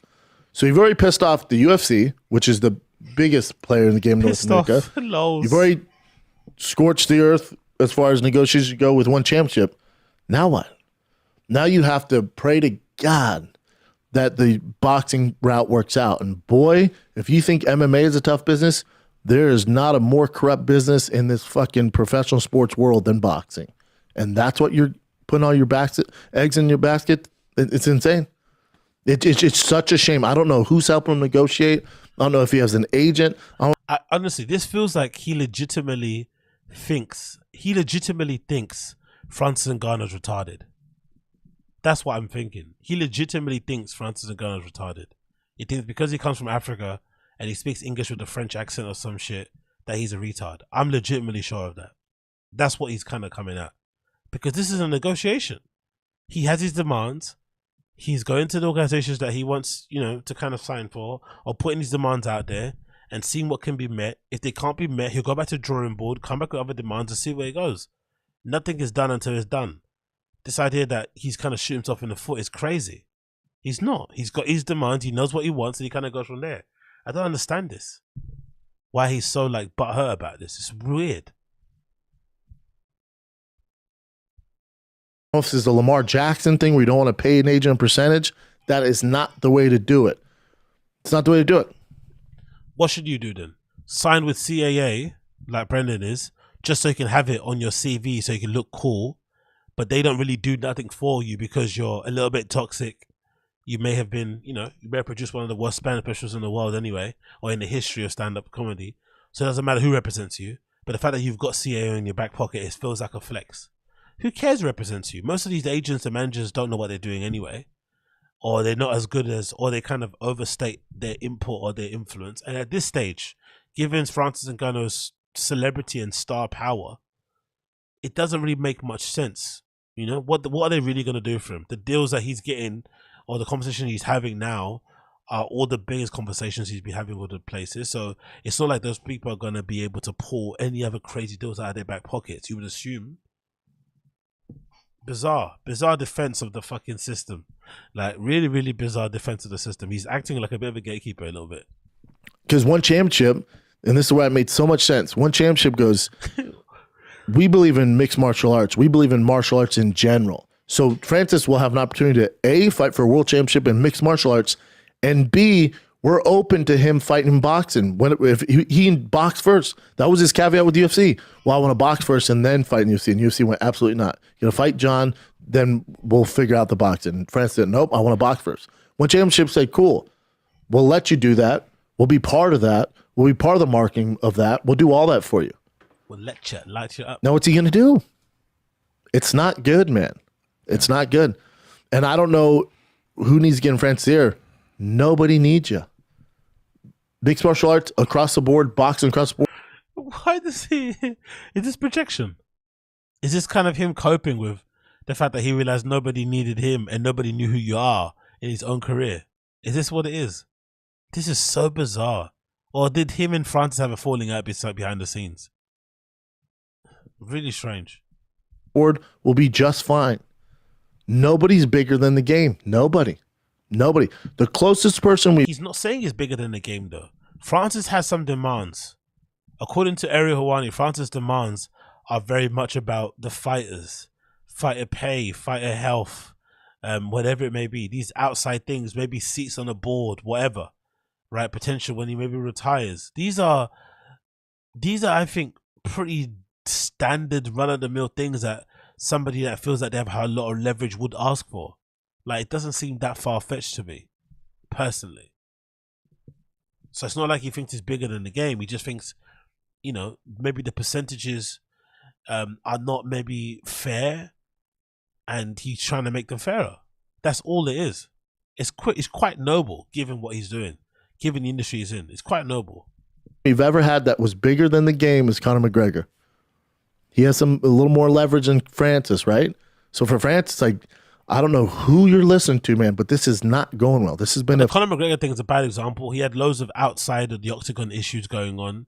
He also started losing, and that, you know, is the worst type of thing that you could ever do for your negotiation or leverage, you know, whatever issues that it may be.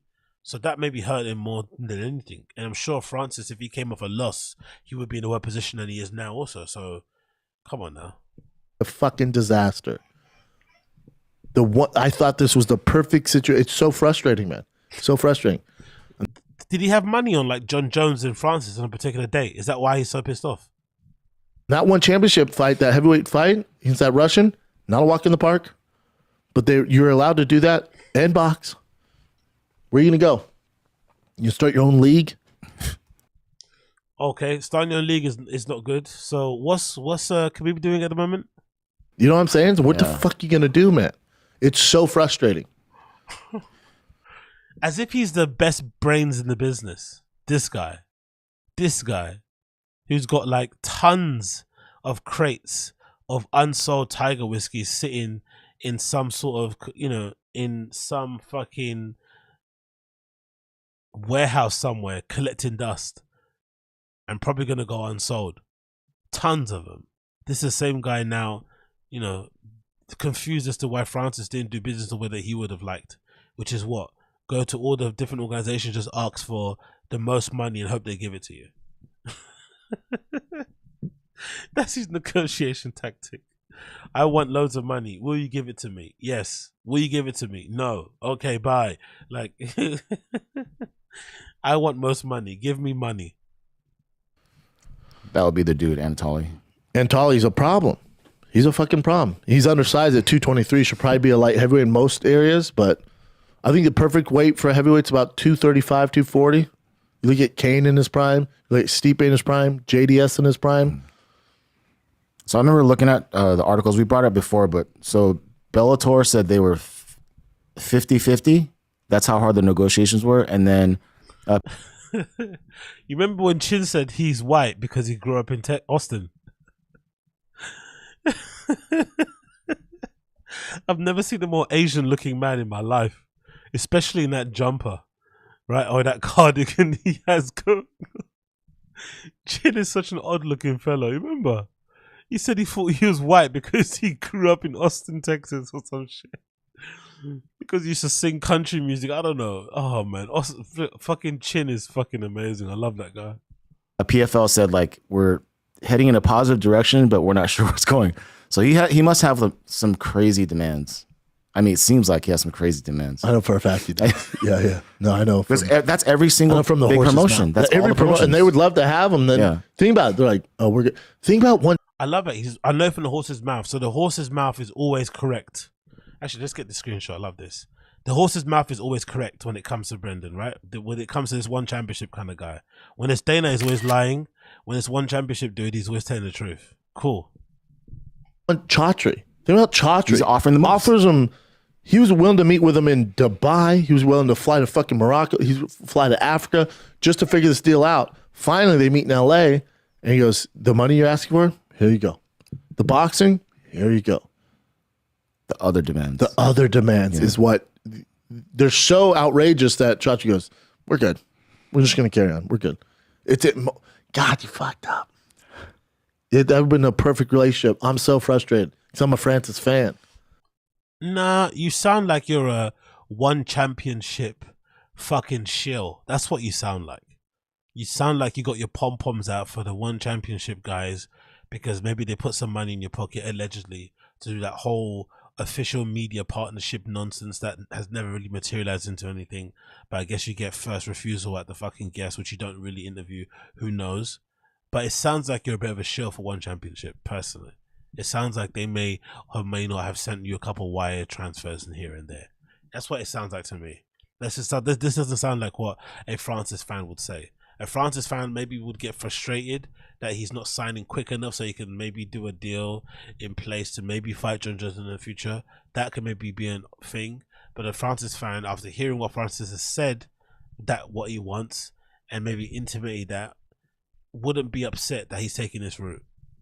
You'd be upset again, only that it's taking so long and you want John Jones fight to happen, but you wouldn't be telling him, just take the money. A Francis fan wouldn't say that because you know it's not about the money with him.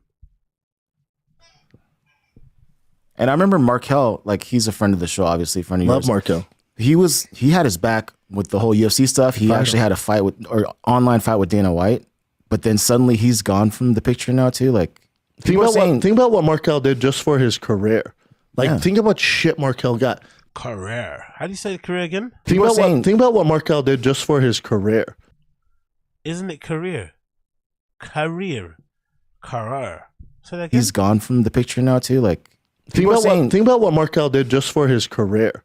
Like think about shit Markel got. Think about that text that got leaked about the racism that he was dealing with too with UFC brass. Dana. Think about all that stuff, right? And Markel just got trashed. His name got dragged through the mud, but he knew he was doing the right thing. And then they're finally at the end of the tunnel. France goes, "Thanks for getting me through the tunnel. See ya." Yeah. Oh yeah. God forbid African man decides to handle his own business. God forbid things happen behind the scene that you're not aware of. God forbid, eh? God forbid. doesn't speak English too tough, needs help. God forbid. Frustrated for Markel because your payoff was going to be this. If he had the right guy on his team, they'd go, "Whoa, Francis, we know you want to change the game, all that stuff. Let's handle our job first, and then do that, and then worry about that stuff." No. That's part of the job, though. He feels like his job and his calling is to handle the other stuff. That's what he's doing, clearly. You have a much bigger platform, much more leverage once you're world champion over here. Once you have whatever it is, 50 million in the bank from fighting Deontay Wilder or Fury, then let's talk about this. But right now, you got a lot of work to do, dude. We got a lot of work. You're focused on the wrong shit, man. And you're not young. He's not that young, you know? It's so frustrating. I can't stand this. Now we can't stand you, brother. It's also on the side too, 36, you know? With coming off a knee injury. So, there's that, and there's also what's frustrating. And again, I'm a guy when NFL, if you're an NFL fan, the Lamar Jackson stuff is everyone's covered it. So he decided not to hire an agent and have his mom represent him to save the 3 to 5% on the contract. Again, it sounds good that you're saving 3 to 5%, and he got paid the highest, I think, of any he's now the highest paid quarterback with the guaranteed money. It's a lot of money, but would you rather have 500 million and give someone 5%, or have 300 million and you keep it all? So when there's agents exist for, or just not have agents at all. This guy is this is kind of interesting. Brendan is turning into a shill for agents and managers and shit. Considering how corrupt and broken sports representation is in general, entertainment in every way, when it comes to record labels, to be someone like him sitting there agreeing that agents play an integral role in order to get people this money is crazy. It's Lamar Jackson. Any deal he was going to get was always going to be in the hundreds of millions anyway. What could the agent really get for him that no one else could? The deals keep when you're at that level, when you're at the Francis level, Lamar Jackson level, the Conor McGregor level, agents don't really aren't as needed as maybe people who are coming up, because you're a star, you're a superstar, so you're going to get things coming to you in your inbox that you don't have to go out for, right? They're going to be coming to you because that much of a star you are. So it kind of changes the dynamic overall. So if that's the case, and you continue to ascend and your star only gets bigger, the need for a manager or whatnot, an agent, it kind of succeeds a little bit. I don't see anything wrong with that. For a reason.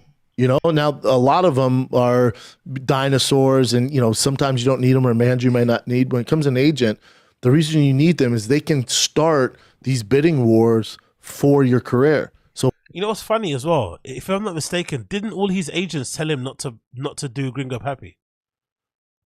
Remember? Didn't so he's talking about all this agent bullshit, but he doesn't listen to his own. I'm sure they told him something about Gringo Pappy. If I'm not mistaken. Didn't BGL say that he just didn't listen to his agents or his friends, that everyone kind of advised him against it? They told him to stop posting shitty clips of himself doing stand-up on social media. They were kind of giving him good advice, and he was like, nah, I'm just going to go. I'm betting on myself. And now look.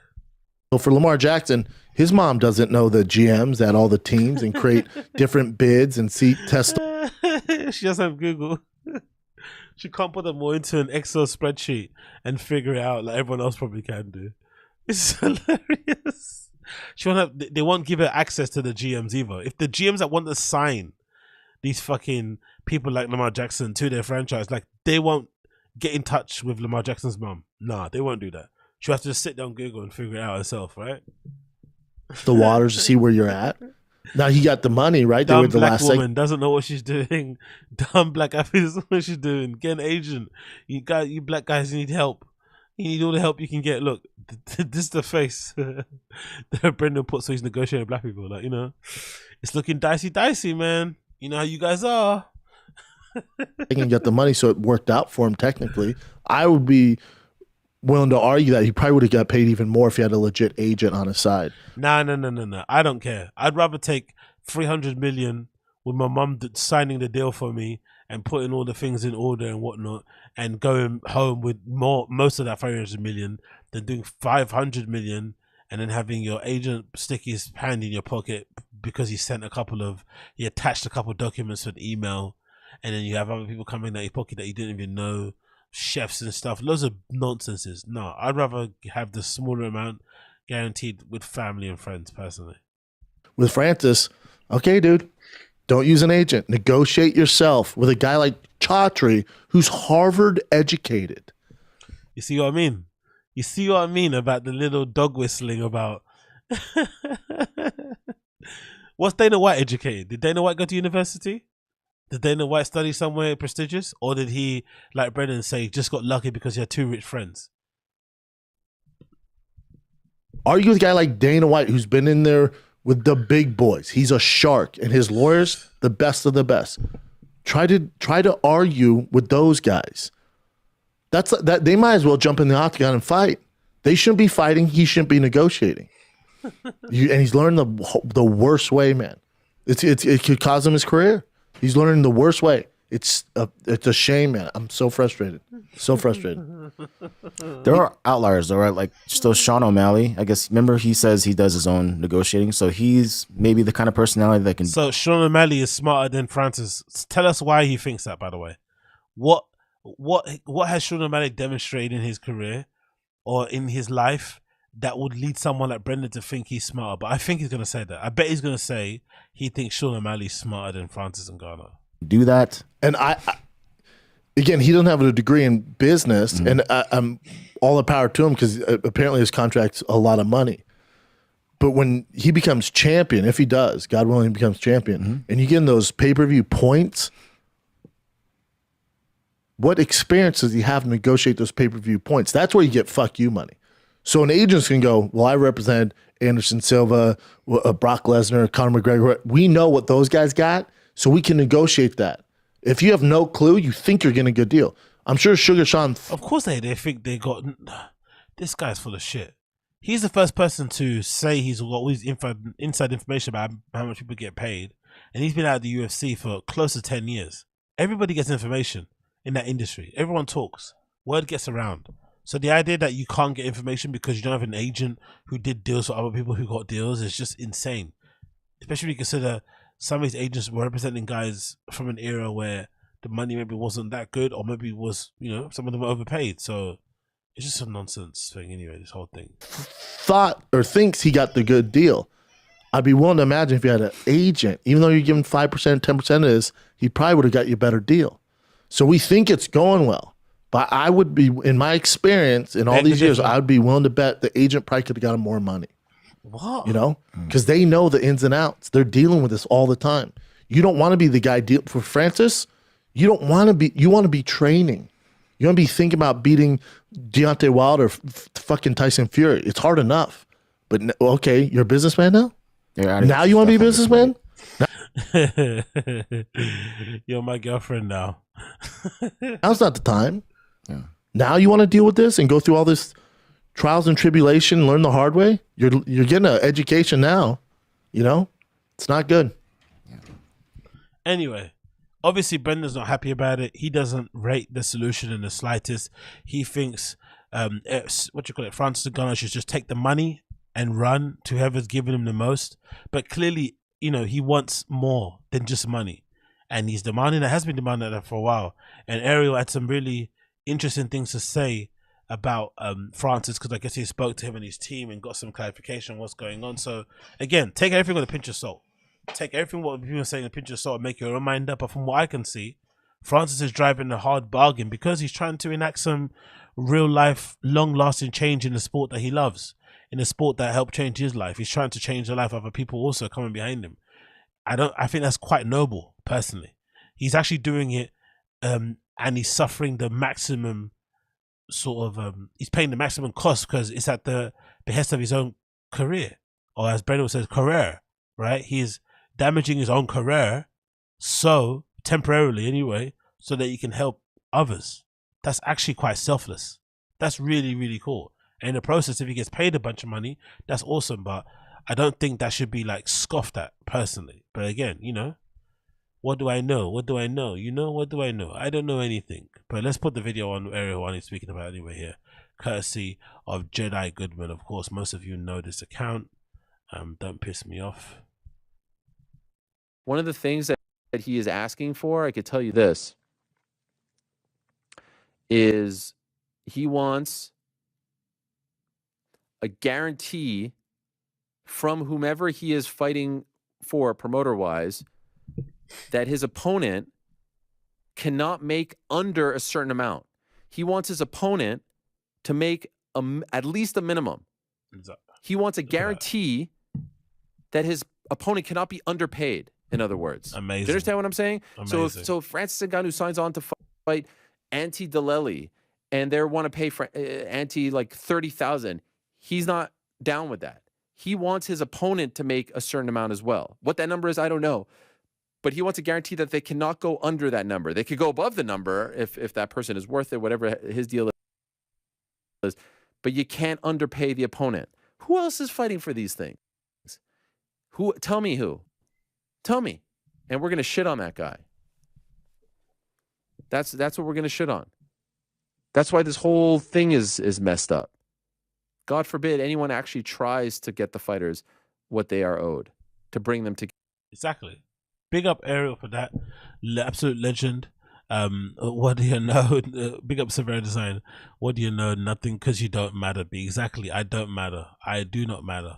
Do not the lowest. But I think that's pretty kind of noble from Francis to do such a thing.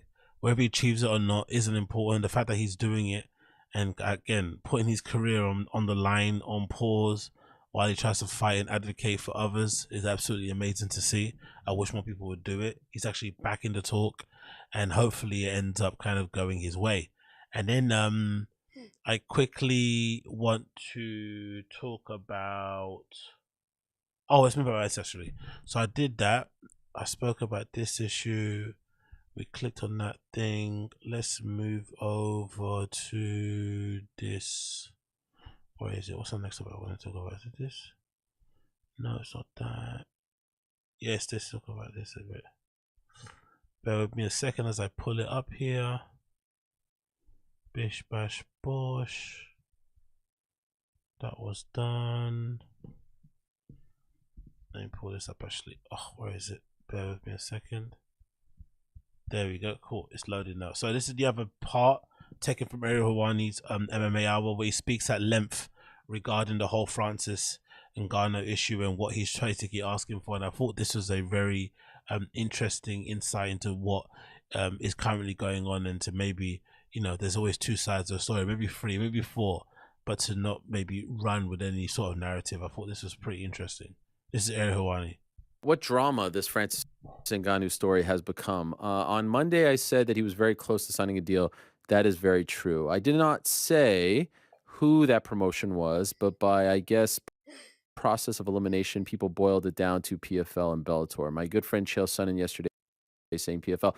And, you know, I do know that Bellator was not as active in these negotiations. So I'm not saying confirming or denying anything.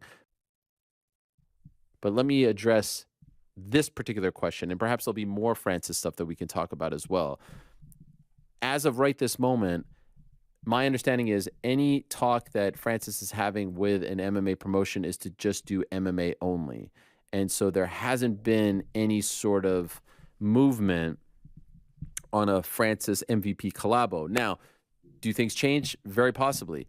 If he does in fact sign with PFL, could things change then? Very possibly. But as of right this moment, they're kind of two separate operations. The MMA side, the boxing side, and there's not a lot of cross-pollination there, if you get what I'm saying. That could change. But what you lay out here makes a ton of sense, an absolute ton of sense. Because here's what's very important. And if I can, you know, just kind of take a step back here, there's a few things to say. First of all, this rush, I think what is happening here now with Francis Ngannou is a fascinating look into how people feel about themselves and how people feel about others. Exactly. And what I mean about that, by that is, Very few people in life have the guts and courage to take the road less traveled. If there was anyone in the world of MMA that was going to be comfortable taking that road less traveled, it's the guy who grew up with nothing, who worked in sand dunes, who was homeless, who had to swim in the ocean and escape and be locked up and live in a garage. It was this guy. It was Francis Ngannou. I don't know if a lot of people can wrap their head around that. And so to them, they're like, you walked away from the UFC? You walked away from this? You walked away from that? You walked away from, like, what are you doing? And there's this rush to say, you fumbled the bag, you messed up. When in reality, all they're doing is projecting their own feelings and own insecurities on this guy who is daring to take the road less traveled. That's what's happening here.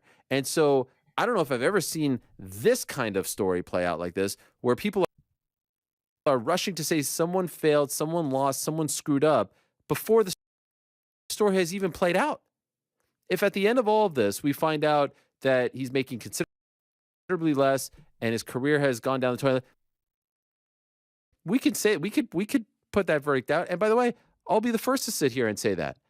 But the story hasn't even played out yet. We don't know how much he's making. We don't know who he's fighting. We don't know where he's fighting, how he's fighting, on what platform. We don't know anything. All we know are a few promoters have come out and said, we're out of the running.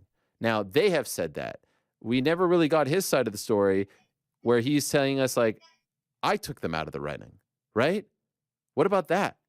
And what I love about the Chatri thing, and I had a nice chat with Chatri after the show on Monday, and I think we've always been very fair to one and to him in particular. And let's be honest, there is a thing online to try and, often discredit the things that he says. There's this narrative online, especially on Twitter, where a lot of people, the hardcore MMA fans, feel like he embellishes. I'm not breaking any news here. He knows very well about all of this.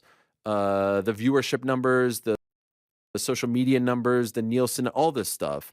And it seems like every time there's something one related, especially from a successful standpoint, there's a rush to discredit whatever he is saying, calling it BS, poking holes in their financials.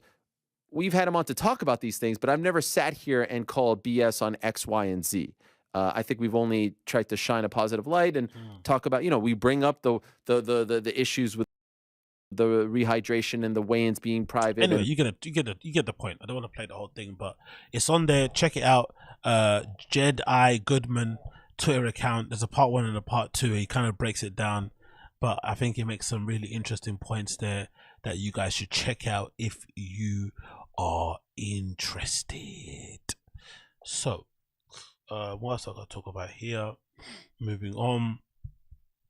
I'm going to mention this actually. So, DJ Academics, one of my favorites out there, he's got into a bit of a bother, obviously, with the recent issue that he was having with that young lady he was seeing, exposing him and essentially trying to kind of get him cancelled a little bit. It was a bit mad. And, some stuff came out about him that wasn't the greatest. And in general, it kind of maybe made people see him in a different light. But I'm just intrigued. I would love to know what you guys think in the chat.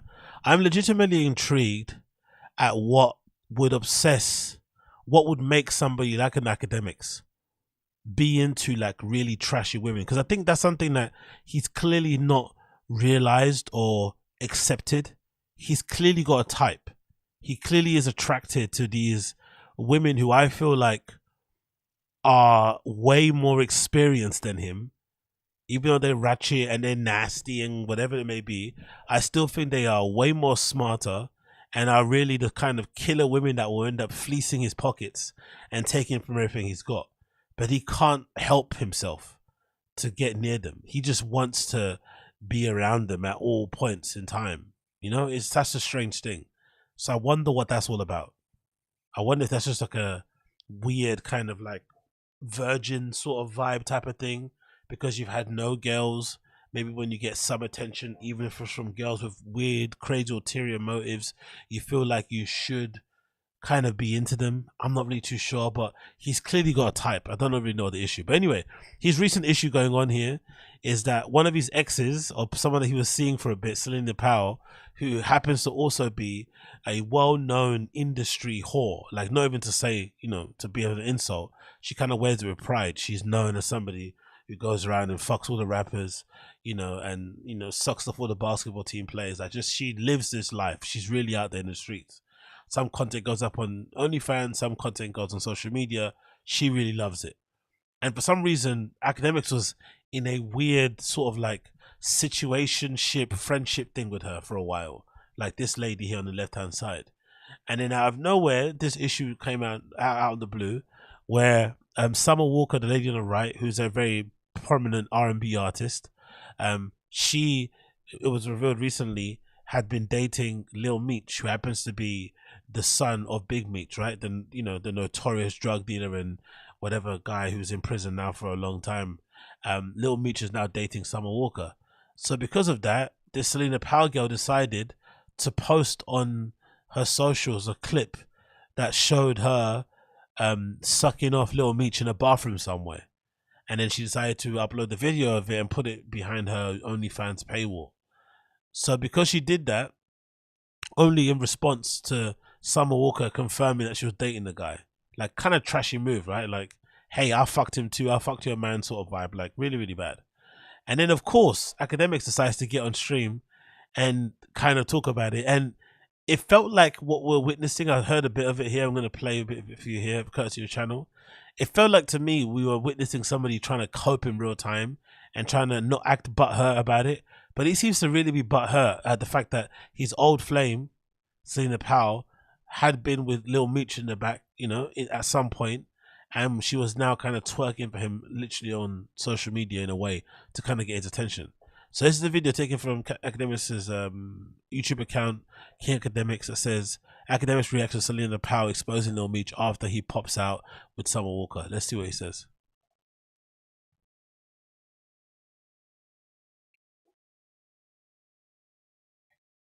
Come on, play. There we go. It's loading up now. Cool. But I digress. We should probably talk about Selena. Oh! As I said, Selena's, if she's been in the game for 10 years, bro, I'm going to be honest with you. I think she's at like a really interesting point. Selena, from my estimation, and I could Google it. Let me Google it. He's talking about Selena Powell like she's Gwyneth Paltrow or some shit. Like, relax, brother. How old is Selena Powell? Now, this matters. Okay? She's 27.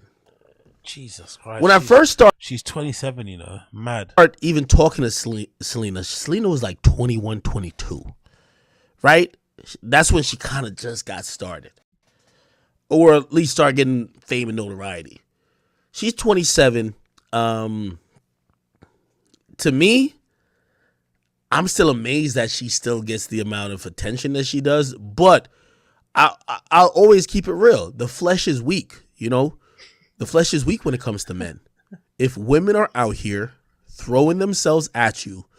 Especially if you look the way that Academics looks. Let's just add that caveat there as well. I think so. Down to do whatever you want, wherever you want. It's only so much a dude could say no, even if you probably know some of the repercussions that will come with it. Now, I don't get that also. Loads of guys say no. I don't understand this idea that no guy says no. There's plenty of guys out there that I'm sure who've come across Selena Powell and said, nah, I'm good. But there's this idea that all guys are on it. It's just like, not really. I'm sure there are some guys out there who just wouldn't do it for any amount of money, any amount of clout. I don't know if you guys have seen the picture or the videos. I can't necessarily speak, or I can't show the videos on here. Clearly, I will get banned. There's a video or a picture of Selena giving fellatio to Lil Meech. Okay? She gave fellatio to Lil Meech. Somebody's recording it. I don't know who's recording it. It looks like it's in a bathroom stall, like in the mall, like they're in like the little family stall type of shit. It's cool. He inspected that fucking video way too hard, didn't it? A family. He's so hurt. Again, of course, I don't like when people be like, "Oh, that's your ex doing it." I'm like, "What the fuck? That ain't my ex, but cool." You know what I mean? Whatever. Listen, at this, Yeah, it is your ex. The fact that he's not worried about being linked to her and he doesn't mind the clout of it, even though she's musty and a whore, says everything about him. Not even a whore, just the way that she goes about stuff. I think there's nothing wrong with being a whore, but it's just the way that she does it. It's just so awful and you that he's okay being linked to her because she's got some level of clout and fame to her name. That's the icky part. point, I always tell people, I'm not here to fight with internet rumors, whatever y'all think. If you guys don't know, and why is this relevant? Because Selena fucks dudes, right? If you ask her, she says she calmed down. But come on, it's Selena Powell. Selena, let me see. Let's go to the shade room. I didn't even post that bullshit. Of course you didn't. It's your ex. The reason why it's relevant is that Lil Meech just supposedly have been fucking with Summer Walker. Summer Walker is a huge R&B star. And they've been pictured together, hanging together. And a picture came out where this is Summer Walker rocking Lil Meech BMF chain, right? Y'all could correct me if I'm wrong, but Lil Meech, who is the son of, is it Big Meech? I think so. The BMF series in Saga, he plays his father. So he's not only the son of a real nigga who is certified, he's an actor playing his father pretty much in his father's life story. That's kind of ill. It sounds like he's oddly proud, no? And jealous, like, because Lil Meech is like a legit TV star, and obviously girls like him because they think he's cute. It sounds like he's kind of oddly proud that somebody who's prominent and good looking and successful is also fucked or is also linked to the girl that he was with in Selena Powell. That's how it sounds like, which is really disgusting. You know, he has his own like pretty much arc when it comes to celebrityhood and shit like that. And people love him for whatever reasons. Anyway, for whatever reasons, that sounds like subtle hate. You see how he kind of master hate? He spoke about his accolades like he was reading it from a Wikipedia, and then he said, you know, people like him for whatever reasons. Whatever reasons, you know why they like him. Look at what this guy looks like, right? Lil Meech. Now look at what this guy looks like in the corner. It's an easy choice. Even if you're Selena Powell, it's an easy choice, you know? Easy choice. Summer Walker, who interestingly enough, and my only confusion came from this, Summer Walker, she was just picturing with some, and by the way, I want to clarify because there's no shots. There's 0 shots being taken when I say this. I love Summer Walker.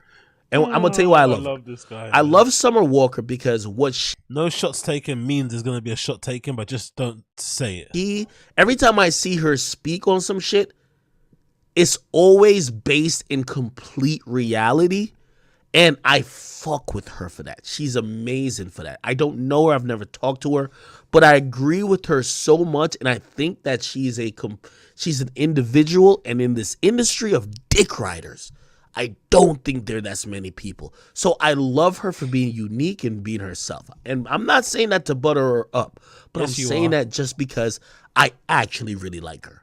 Now, I say that, and what I'm saying now is not any slight or diss, but previously, here it comes. Summer Walker was with some Negro. And I think they had matching tattoos. Let me see if I can find it. Summer Walker. He's so fucking hateful. She was with some Negro. You know, he pretends to not remember the name of Summer Walker's baby daddy. His name's Larry, by the way. Tattoo. Yeah, she had tattoo with some Negro. This guy right here. And he tattooed her name, Summer. He tattooed her name, Summer. And she tattooed his name, Larry. Now, this is kind of confusing to me because Summer Walker is a fucking star. And when a woman of her... Anyway, you get the point. Academics is boring me now. But yeah, Academics is doing this situation that he's in.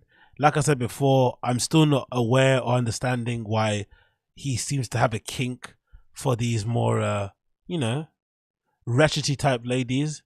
But I also love that the fact that he can't stop himself from being attracted to women that look like Selena Powell. But then these women are also the same ones that run his pockets, that get him to buy him G-Wagons, that get him to lend him money, stay at their crib rent-free. So maybe it's a mutually beneficial deal. Maybe he likes some ratchet chicks because they make him feel alive, and maybe they like him because he's a soft, cuddly little fat chipmunk, right? Like, it makes sense. It's all mutually beneficial, but again, what do I know? What do I know? Let's see what else I got to talk about here.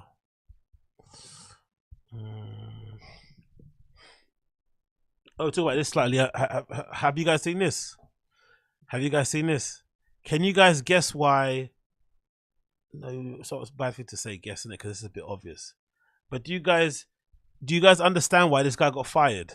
He's what used to work at Barstool Sports. His name is what is his name? Something Mency or something, right?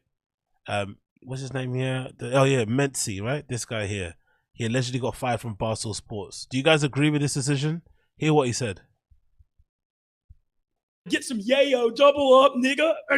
You know what you need? What you need? Get some yayo. What do you think about that? He's reading a lyric. Listen to it again. Get some yayo, double up, nigga. You know what you need? What you need? Get some yayo, double up, nigga. You know what you need? What you need? Get some yayo, double up, nigga. You know what you need? What you need? Get some yayo, double up, nigga. You know what you need? What you need? Get some yayo, double up, nigga. You know what you need? What you need? Get some yayo, double up, nigga. You know what you need? What you need? Honestly, so hilarious. He lost his entire job. An amazing little situation that he had going on over at Barstool Sports. He's called some Mitzi dude. His situation is completely gone because of the little hiccup he had live on stream where he's reading out some lyrics. And he incorrectly decided to read the uncensored version. And he didn't do the TikTok shh. Right? He decided to go for the full nigga, but at least he didn't do it with the ER. At least he did it with the A at the end, right? A little, the kind of, you know, the colloquial version, right? The version that you write when you're texting your friends. Like, he didn't do the ER, he did the A, right? That's pretty nice of him. That's quite being considerate. If I could help, I would give him my black card and say, hey, you're all right, mate. You slipped up. You said a lyric. It is what it is. That doesn't mean you're fucking a member of the Ku Klux Klan. You'll be fine. But I found it hilarious. The terror across his face when he said the word. He was so worried and scared. Maybe that's actually quite comforting, actually, because it felt like for a while, sometimes, like, I don't know, some people say some things and they use some, you know, racially charged language or slurs and they don't get punished. But then when people like myself, do stuff like that, you know what I mean? You get fucking the whole book chucked at you. You get fucking excommunicated from culture overall. You have to move home and whatnot. So it was quite comforting, actually, in a weird way, that there was some real life consequences for it. Do I like it overall? Probably not. If he's reading lyrics out on the show, which you probably got trolled for, this feels like a troll. It feels like somebody goaded him into reading a lyric. He didn't think about it anymore and just read it out. Like that thing that people do on flipping TikTok, where they get these influencers or people streaming live to read out the names of people who they like, or and it kind of, you know, it's a mistake because it's usually a funny way to say, I don't know, something crude. And I think he may have got trolled as well, so he didn't really realize what was going on. But it's too late. That has never changed because now Dave Portnoy came out and basically said, yeah, the guy's gone, and kind of fired him, basically. Emergency press conference, Ben Mitz has left the building. Okay, emergency press conference this time. Bad news. This sucks. So today we had to fire Ben Mintz, the artist formerly known as Ben Mintz. It stems Oh, from his wake up with anyway, Mincy. my fucking Ironically- computer keeps pausing and stopping a million times, but essentially Dave Portnoy says that the company that's invested into Barstool Sports basically are the ones that made the final decision to fire that guy. So clearly what it's showing now is that Dave Portnoy is nothing but like is nothing more than a than a really high level employee in his company. Whoever company invested in him is really taking control of the day-to-day running of it and calling the shot. So if you're a long-time Barstool Sports fan, you're probably a bit annoyed because, but Dave is definitely not in charge as before, because I think beforehand he probably would have been able to keep that Ben Mintz guy, but because the company that invested, or whoever it was invested into Barstool Sports, they obviously expect a certain level of autonomy and ownership, and they're doing it. They're sort of flexing their muscles now, and unfortunately, Mr. Nigger is the one that paid the big price. Oh, he was so terrified, man. Bless his little heart. He didn't know what to do. Nigger. Yeah, exactly. People saying in the chat, Dave says it all the time. Yeah, day to day. Big up Perk Angle.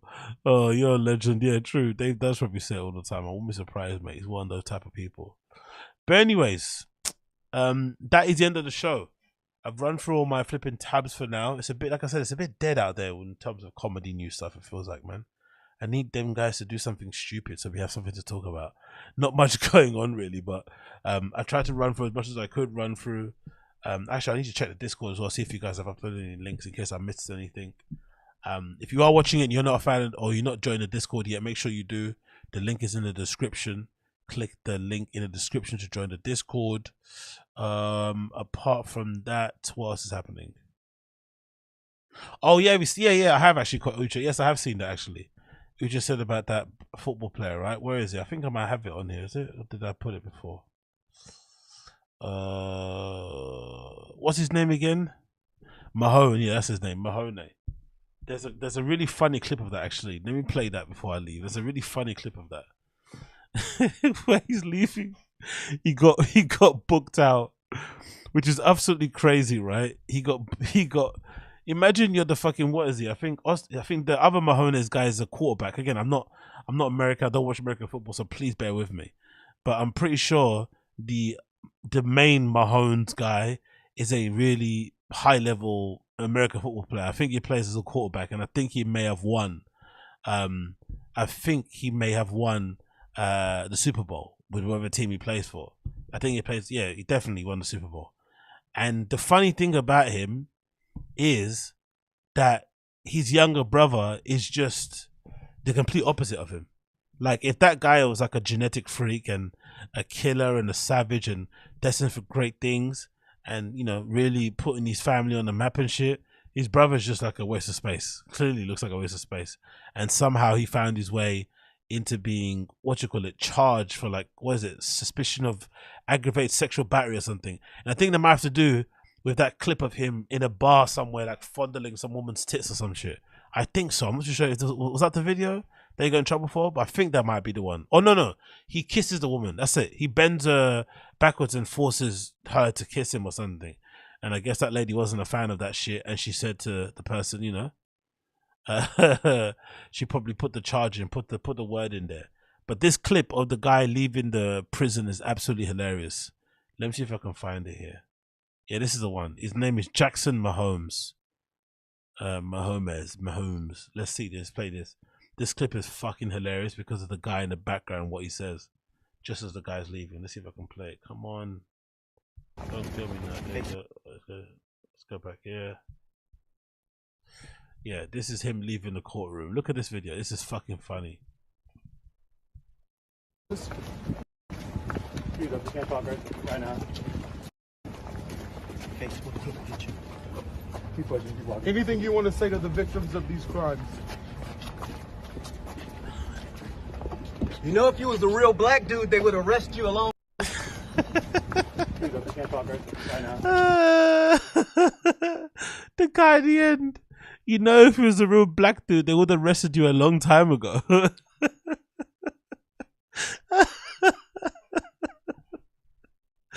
The kid is legitimately thinking that his life is over. He doesn't know what he's gonna do. He thinks he's embarrassed his family. He's fucking jeopardized his inheritance. His brother may not invite him to the games anymore. He's just distraught. And the last thing you think he'd want to hear is this, right? You'd think the last thing he wants to hear is this. You know, if you was a real black dude, they would arrest you along. Big up that guy, whoever you were in the background. I'm pretty sure just a paparazzi dude. I'm assuming so. But it's like, I don't think it's like a black Israel or something that was saying that to him. But I find that hilarious. And I love how he's got the same, if you know, you know. It looks like he's got the same outfit that Chris Brown had when he went on that show after he beat Rihanna. Do you guys remember? I think it's like you know how black boys have like that shirt that black boys wear where it's like, or black guys wear, that's like, it's a Burberry shirt that you wear during your like baby shower, right? It's like a standard thing that all black guys from the hood wear to kind of look like you're smartened up. I feel like for some reason, mixed race guys have a tendency to wear like baby blue and shit to appear like soft and cuddly when they go through something kind of crazy. And I feel like, I remember that Chris Brown video where he went, I think it was Gayle King. He sat down with Gayle King and he was wearing kind of like baby blue. I'm pretty sure it was baby blue. Let me see if I can see it. Let me see. Big up Terry Joe. Let me see. I think it's Chris Brown, Gayle King. It's an interview where I think he's wearing like a bow tie. Chris Brown, Gayle King interview. Let's see if that's what I'm talking about. Okay, that's the thing. What I think. Yeah, see, it was it blue? It must have been blue, right? Was it Gayle King she sat down with? Was it CBS Gayle King? Who was it? Was it CBS? Oh, Good Morning. It was one of those shows you sit down with post Rihanna beating. Was it Larry King? No, I don't think it wasn't Larry King. That definitely wasn't Larry King. Was it Good Morning interview or something? Maybe it was Good Morning. Let me see. No, it wasn't that one. It wasn't that. But still, he's got blue here anyway. He's got like a blue vest in. Oh, shit. It wasn't Larry King. Okay. People keep saying Larry King. It's not. Let me check it. It's Crash 1984. If it's not Larry King, I'm gonna fucking permaban you from the fucking whole of YouTube. Okay? Watch. I bet it's not Larry King. And if I'm wrong, I'll smack my head in the... Oh, no. Oh, he's right. Big up Crash 1984. Embarrassed. I'm embarrassed. Big up Crash 1984. You got it right, brother. I'm sorry. Oh, define getting it wrong. My bad. But yeah, that's what I'm saying though. Like, do you guys understand what I mean? Like, I feel like mixed race guys have this, what they go for. Black guys have a particular thing that they go for when they want to appear soft and cuddly. And mixed race dudes have a tendency to do baby blue because it makes them pop. Like, you know, let's not lie. Chris Brown looks like a fucking stud here. Do you know what I mean? He looks cute here. This is a cute guy right there. That's a, do you know what I mean? That's a dreamboat. So the baby blue does hit, you know what I mean? With the little cubic zirconias in the ear, right? That makes him look really, really good. So if you want to be innocent, if you're Patrick Mahomes' brother, right? The first thing you want to do, where's the video? The first thing you want to do is this. You want to come out in a baby blue polo, right? With the slacks on, right? Look, he's got I think he's got cream slacks on. I'm pretty sure it's like cream slacks. His hair isn't even cut in a black way. You know, look, he's there. See, he's got creams. Look, he's got Gap chinos on. He's wearing Gap chinos. Come on, man. Instant. You know what time he's on. You know what time he's on. But anyway. Oh, pick up him. This guy at the end was absolutely legendary. I love him, man. You know, if you was a real black dude, they would arrest you along. Imagine hearing that when you've been put, honestly, man. Oh, people are so mean. Anyway, this is the end. I guess, actually, no, Random Show episode number 107. Thank you for tuning in. It's been a pleasure to have your company as per usual. I appreciate ya. As per usual, if you enjoyed the show, please make sure you smash the like button down below for me. That'd be greatly appreciated. And yeah, man, I'll see you guys again very, very soon, innit? Big up this chat. Big up everybody hanging in there. Uche, Don Second, Crash984 for correcting me. I appreciate that. Trickho, Koila, of course, Matt Rizzi, Perk Angle. I appreciate you as well. Severa Design, Emmanuel Dos Santos, my guy, Story to Tell. Big up. Everybody here in the stream chat. I appreciate you all. So I'll see you all very soon. Theo One Under. Teju, too many names to mention. Appreciate you all. Yes, sorry to tell. This is OBS. This is all OBS. I made this little font. I made this little fucking what they call these things. I made this little overlay, but they're easy to do. But you can grab free ones online. But yeah, this is all through OBS.